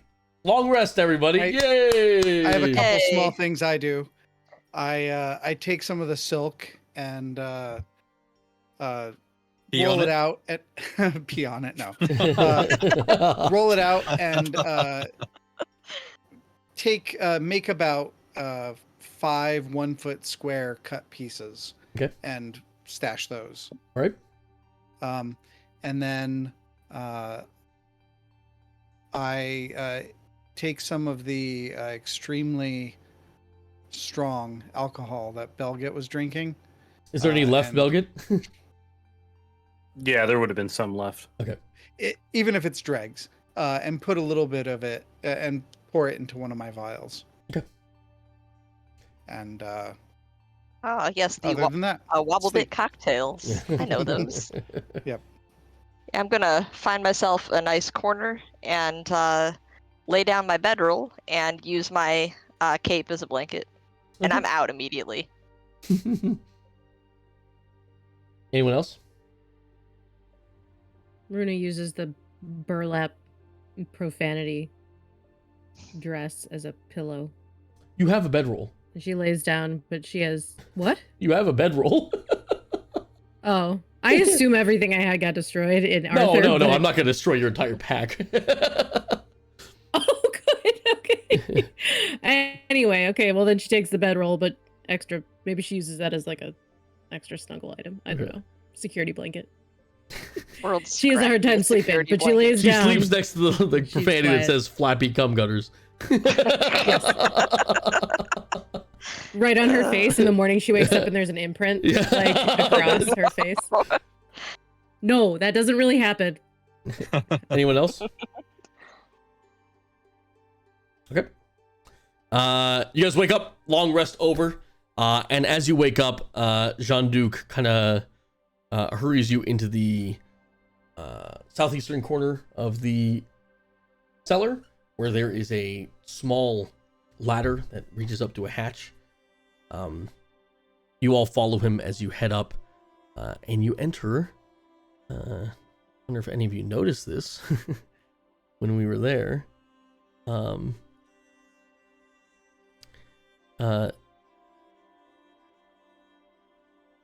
right here, there's like a little hatch in the bathroom. And as you guys come in, you open that up, and you're in the Lone Tavern. I did notice that. Right next to the Yeah, poop this chute. looks- Ugh. Luckily, Oh, plants don't poop, so it has been Oh, used. I got these mixed up when I was in here. Oh, that explains what was on the floor then. Yeah, that's why there's a pile of shit on the floor. Okay. You guys exit, and as you enter the greater section of the tavern, where all the cards and the tables are still look like someone was just there, even though now you understand that they probably haven't been used in a long time since everyone's become plants.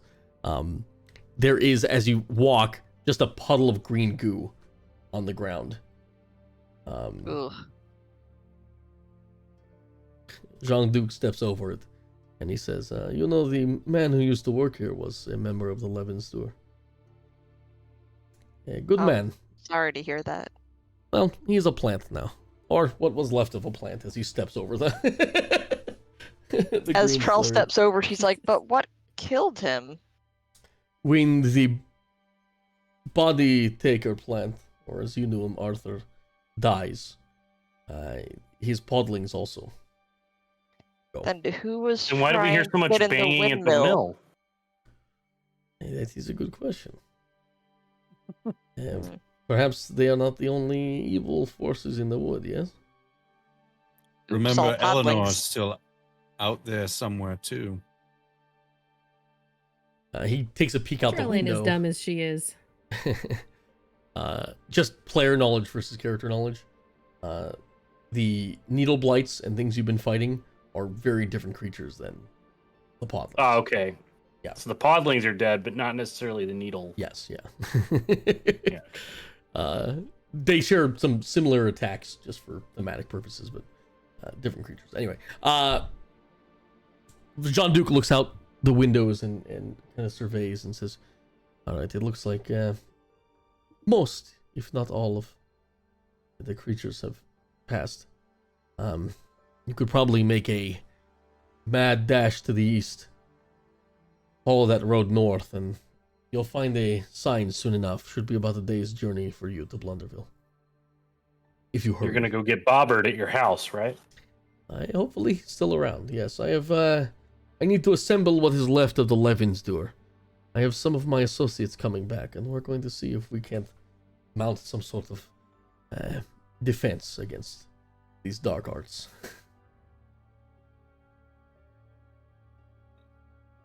Good luck with that. Thank you. You as well. And if you need me, the little man has the ring. And if I need you, I'll get in contact. And you said the road to the east, follow it to the sign, and then follow the signs? Halt the sign. If the sign is gone for whatever reason, the wood has overtaken it, or a clumsy ogre has crushed it beneath his foot, as soon as there's a fork, head north, and the main road will take you to Blunderville. Okay. This is where we All part right. ways, my friends. I wish you luck. Yep. Be safe. Do Yes, not. Same. No reason to be heroes, huh? Read. Better to be alive. Agreed. So thank you for getting us to safety last night. As he goes to turn, he kind of shakes all your hands, and for the those who identify as women in the party, there was a bow and a hand kiss for all of you, whether you want it or not. You can pull away, and he won't push it. But as he gets to you, Berith, he kind of takes a peek underneath the wrappings on your hand. And he says, I do want to know about this, yes? I promise you don't. I'm sure. And Berith, make a perception check. And he leaves. Hmm. 11. There's a note in your wrappings. Has been slid in there. And Jean-Duc heads out. As do you. On about a day's journey Bareth. Before we leave, would it be possible to scrounge and see if there's any food left in the tavern? Absolutely, you can. And absolutely there is. There was if you remember, like a big crate of smoked meats. I thought so. I just wanted to... The produce might not keep as well. They don't actually eat here. So, Right. But the meats should be good enough to take, and that should be about 2 days rations for all of you.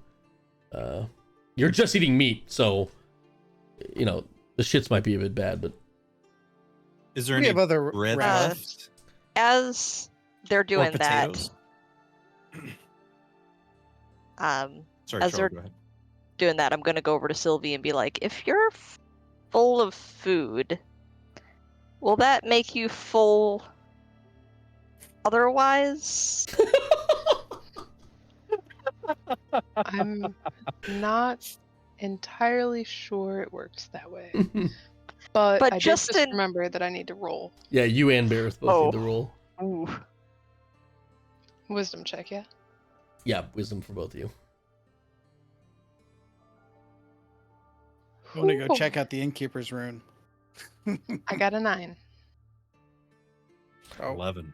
I do want to stress that you do have some sense of urgency to leave. okay. Yeah, Sure. it's not like I we're just wanted fine. to Food. So just in case, Sylvie, and I'm gonna kind of wave my hand over and out my outstretched palm, and 10 like they look like small, almost blackberries appear, Boo! and Not watermelon?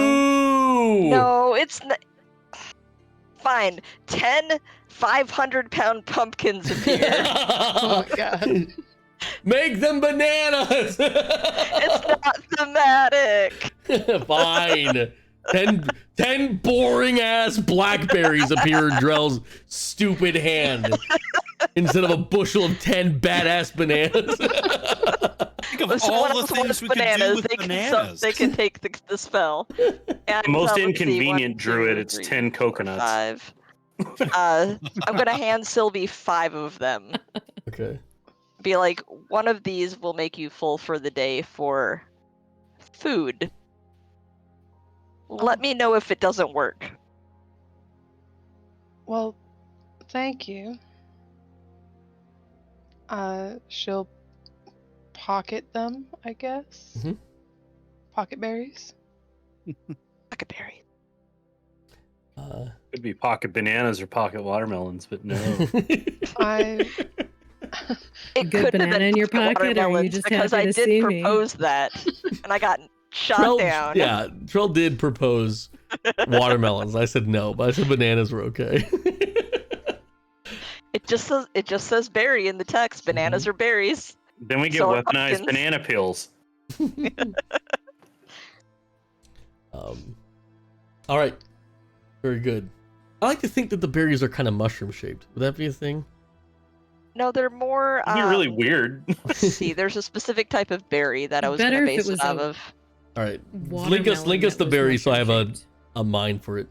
Yeah. But yeah, you get the rations, you get the berries.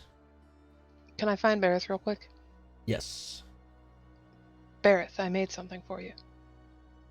And she'll just quickly hand him the glove. Aw. Oh, this is so nice.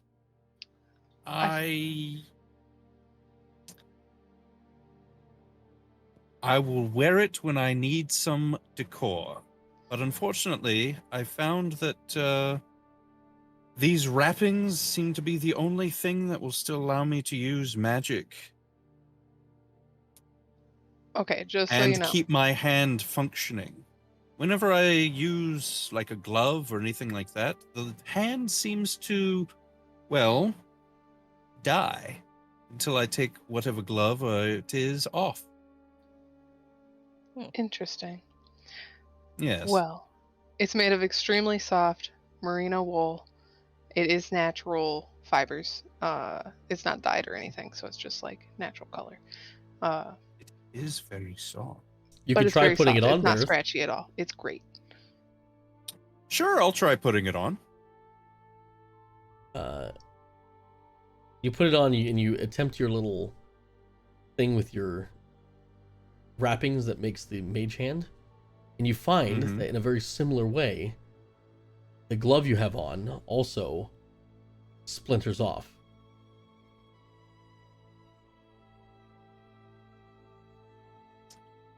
Well, it would seem you've provided me with a bit of an upgrade. Thank you. I've never gotten anything, and Wilric's tried some experiments too to find me something that would allow me more normalcy than bandages. But alas, we haven't found anything until now. What'd you say this is made out of? Just wool? It's from my family's herd before they, you know.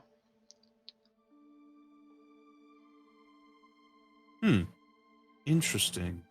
We had some very lovely sheep. Is this wool from before or after the sheep were infected? Ooh. Well, It's a matter of arcane interest, actually. Nothing meaning to bring up the bad memories. I apologize. it's difficult to know when exactly they were infected, but Interesting. it would have been shortly think- before. I didn't stop to might shear have- them before I left town. I might have Willie take a look at this at some point.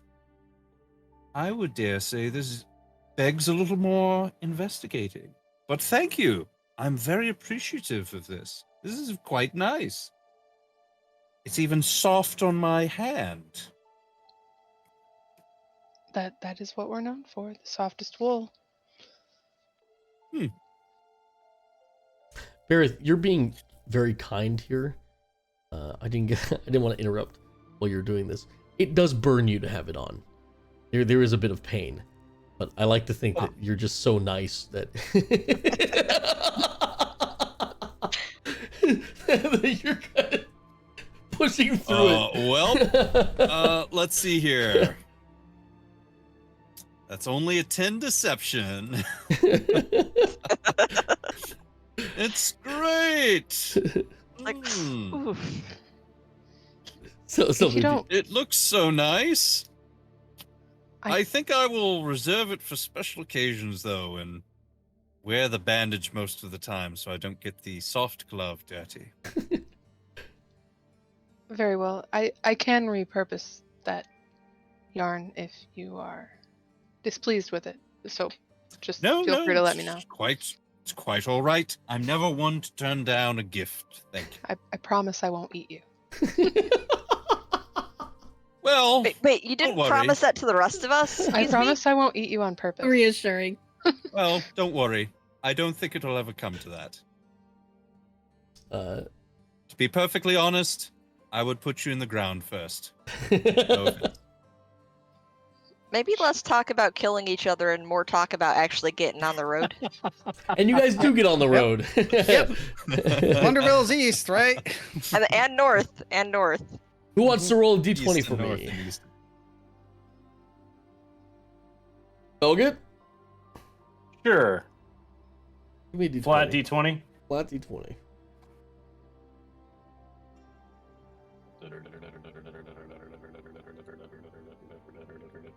Roll it, damn it. 7. Okay.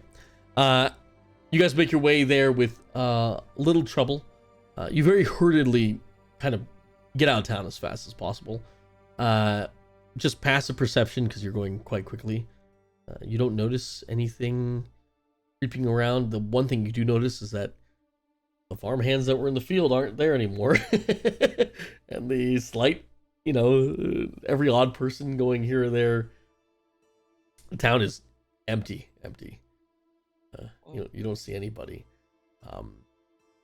You kind of have to go north towards the windmill first, which is no longer running. And then as you head east along the road out of Fievel, you do notice there's a lot of disturbed dirt around the windmill. It's not the nicest looking area anymore. You can't really tell how many things were there, but there was probably quite a few.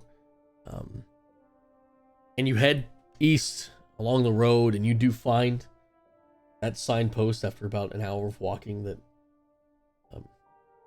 Jean-Duc mentioned, and you guys start heading north to Blunderville. Along the road north, there are a couple things you guys notice. Specifically, when you're in the wood, it's very quiet. The wind is very still. So any animal stepping on a branch, you hear that crack. Anyone walking through the leaves, you hear the rustle. And you just get that weird sense that there's always something behind you. And perhaps several times you guys do take a glance, look back, but there's nothing. But all of you had this general sense that you were being followed.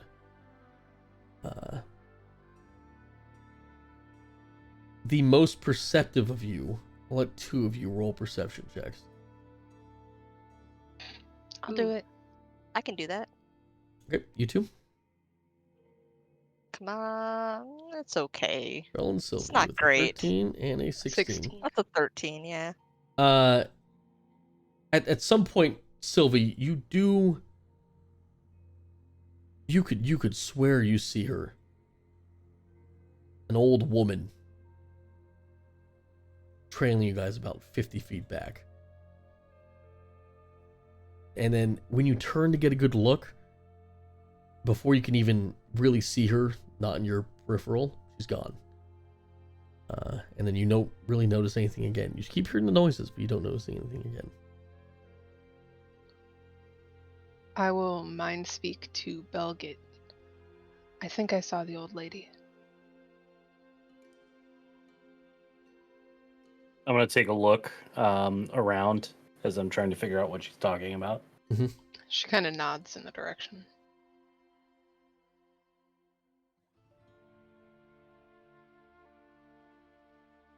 But obviously she's gone, so... roll perception. Oh, good, sorry. I suck at perception, so this is going to be fun. 17. You don't notice anything. Whatever Sylvie saw isn't there anymore.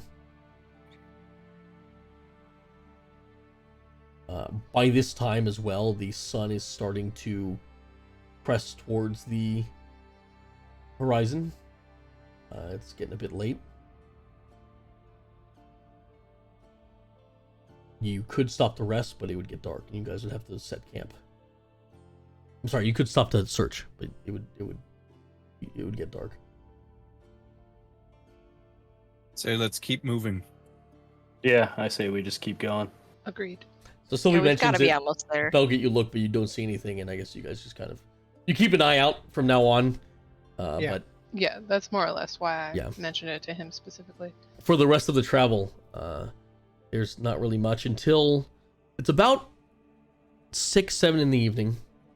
Sun's getting dark. You've been traveling for about 12 hours, 12 to 13 hours, and sky's getting that like sort of light shade of red and orange as evening comes and nightfall approaches, and you guys start to see smattering of houses.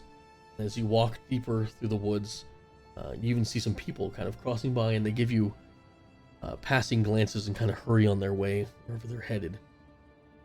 And then finally, after about another half hour of walking, you notice two large, probably 60, 70 foot tall wooden towers that are flanked by large log fences, and each log is like staked into the ground, and these logs go about 50, 60 feet up as well. And here you see the entrance to Blunderville, where you notice two men in shabby leather rags and scraps kind of standing flanked near the entrance, and they hail you guys as you approach. Hello there. Hi. Hello. Hello. New faces. What village are you from? We came out from Calmwater. On water, outside the wood. Yeah, it's Yep, been a yep. it's been a heck of a journey. And did you notice the shift when you entered? Sure did. Yep. Yeah. Yeah. Didn't expect Yeah. it, but we noticed it. He pauses you guys for a second and turns and looks at the guard next to him and says, "All right, the Baron. Get the Baron for me, will you? You 6 names. You have a name? Are you a group?" Berith. Wilrick Wobblebet. So you're just a collection of people traveling. There's no like Yeah, me and my Not an mates. Organization. We Correct. haven't really had time to come up with a group name yet. Yeah, me and my mates are like the We're rascally together. vandals type thing, and you're Someone called us 6 random assholes. right. Yeah, Okay, that's I'll not really mark you down as favorable 6 name, random though. assholes. Oh no. We can. Oh no, somebody in chat said the Misery King. Oh yeah, we're the Misery Gang. we can amend this later We're if a you'd gang like. and we are miserable. we can amend this later if you'd like, but I'm gonna need you to speak to the Baron first, will you? Of course. All Yeah, right. yeah. About another 20 minutes walk. There's a bridge over Unicorn Run. Do me a favor. Head down there, and he'll meet you there. All right? On the bridge? Or at the bridge? At the bridge, yes. Okay. Do me a favor, please. Don't go anywhere else. Stay along the road. We need to vet you All right. first, but if you truly are from out of the wood, we need to speak. We yep. understand. Yeah, we are. that's fair. Yeah. So you guys walk, I'm guessing, without... unless you want to. Also, Immediately hello- start Go to the Baron. sprinting off the road. Yeah. Hello to the raid. We're nearing our end time, so I'm trying not to distract too much, but thank you so much for the raid, Yeah. guys. Very kind of you. All right. You head down the road, and as you reach the bridge, and as you're walking through, you do notice something very interesting about this specific town as opposed to the villages you've walked through recently. And it's that all the houses are like built next to each other. There's no real room or on top of each other. And they all seem to be made very haphazardly. A lot of them are leaning to one side, and some are being held up by poles on the side of them, and the wood being used, some of it looks rotted and cracking and creaking, and it just seems like there's a abundance of houses here that there shouldn't be. So we got OSHA violations and building violations. They're Damn. not up to code. Wow. And it Yeah, they almost look feels like they're Runa's like favorite tavern. it's like a wave of houses coming towards you, right? Hmm. So they're just like toppled on top of each other as they go further and further back. It's and as you see people kind of like come and leave their houses, they're going from one house, crawling through a window of another, and then coming out the door, and you notice that a lot. There's not a lot of room to walk as well in certain areas. Inconvenient. As you head down this path to your right, you notice a very similar thing with the fields. There's a lot of fields of produce, Trell, that you notice specifically. These are farms for sure. But instead of the 1 or 2 farmhouses there'd be, there's like 4 or 5 stacked on top of each other. Almost as if they're trying to use as much space as they possibly can. The road you're on as well is very packed. You'd swear that you were in Baldur's Gate or Waterdeep. There's so many people walking through this tight area, but it's not that big of a town. You also notice to your left as you're walking down, there's this very large hill, and at the top of it almost seems like a comically Scooby-Doo-esque mansion. Like it's at the very top. There's a single light that's shining in like one of the top rooms. It's not raining, but a bolt of lightning like blasts behind it. Yeah. You go through and you finally reach. Zoinks, misery gang. Yes. as you finally reach the bridge. It's a large wooden drawbridge that is designed in more intricacy than one would expect for this small of a town. It's very steep, and it seems to be built in a way for large ships to get underneath. Which again, all this seems out of place for a small town in the woods. And yet it's gigantic, and there's shops that are like spattered along this bridge as well. And as you start climbing up these stairs, before you notice anyone else, you notice him. The man described to you as the Baron, a large, lumbering man, probably about 6'6", 6'7", in height. He's wearing a large green coat. Underneath that is a wool with a like a plaid pattern. It's like cross stitching. He's got large leather pants, and he's holding a large pitchfork. Seems like he just came from working, and he's kind of hurrying over towards you. At which point the guard that he's with kind of points to you guys and like nods towards him, and he walks up to you. And he says, give a friendly wave. Yeah. Hi. Hello there. Good to meet you guys. You're the fellows what come from Calmwater, yes? Yeah. 6 random assholes, that's us. Yeah, 6 random assholes. That's what I heard. We gotta find a new name. Well, this is. Apologies for rushing you guys out here so quickly, but if this isn't one of the most miraculous things to happen to us for a while, you're the first group we've seen come in months. I have to talk to you about how'd you get here and your story, please. If you would you join me?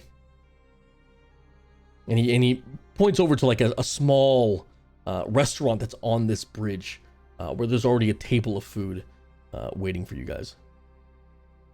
Oh, yeah, sure. Does he seem genuine? Yeah, you can can we do a Like insight check? you can run an insight check, yeah. you know. Who wants to do it? Well, I rolled it for me. Oh, you did but- already. Okay. Charles absolutely not rolling insight. She is he seems sight genuinely of chairs and food. he seems genuinely happy to see you guys here. Okay. There's no hint of malice in his voice. Sure. And as people pass him with your 18 check, Runa, you notice a lot of people pass him and they give him like a knowing nod or like a pat. Again, this place is very like tight and there's a lot of people moving, so a lot of people are passing him, and the majority of people do look at him not out of fear or anything, but perhaps more respect. Okay. Whereas they'll bump into We other weren't people, they will make a point to go around him. Okay. We weren't expecting such a warm welcome. We've had a lot of travelers recently, so we're used to getting new people in. Didn't you say we're the first new people you've seen in a long time? From out of the wood, yeah, but we've had a lot of people come from villages up and down the Unicorn Run. Seems this is the last place people can get a good break. I can explain all of it to you if you just join me for dinner for just a second, huh? You must be tired. Look at you, been traveling all day.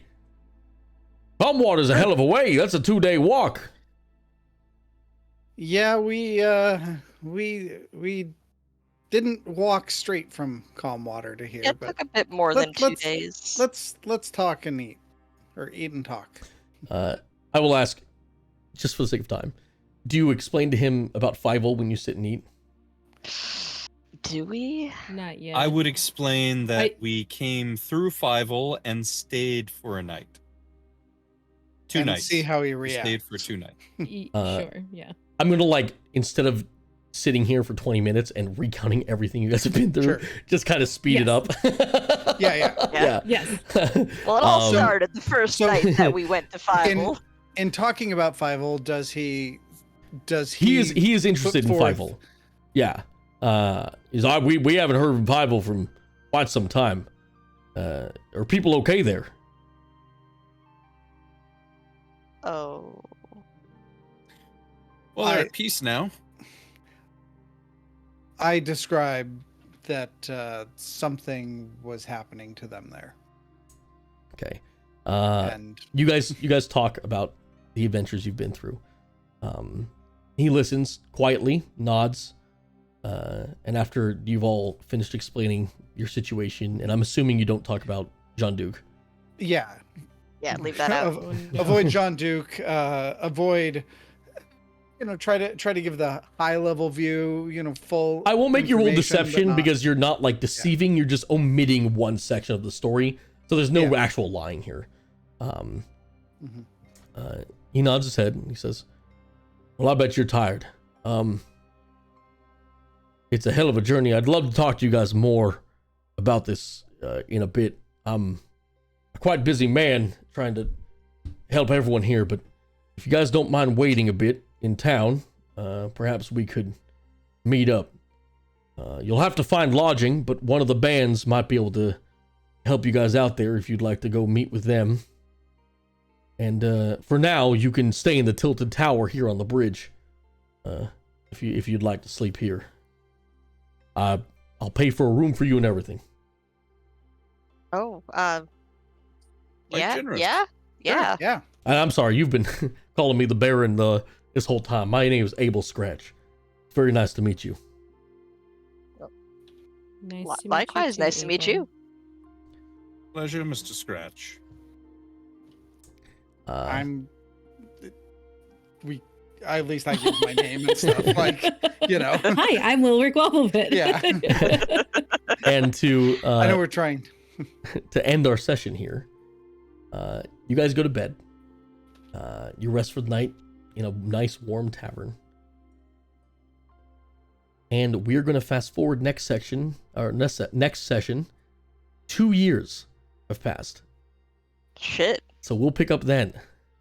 So 2 years have passed, and we leveled to level 3 in the span of 3 weeks. then We'll say for the purpose of story, because I messed up last session. You were supposed to level 3 after the 2-year period. Oh, okay. So we're gonna talk off stream, one-on-one sessions when you guys have time, and we're gonna discuss what you guys have done during those 2 years, which band you ended up joining, and then our next session for everyone here is going to be 2 years from now. Wow. Yeah. Dang. Is that the big reveal? That was the thing I warned you guys that was going to happen. Yeah. Oh, okay. Trell is 45 years old. 2 years is a long Damn. time. There's a lot you And could have this gotten is- up to. That's And this is 2 years in Blunderville, 2 right? years in Blunderville. right. Time. So we know that 2 years has passed. Time is a for little us, bit different. correct? Yeah, time is a little bit Ooh. different. Yeah. It's not exactly 2 years, but you have all aged 2 years. We perceive 2 years have been passed. Okay. Except for Yes. Sylvie, who's still 99.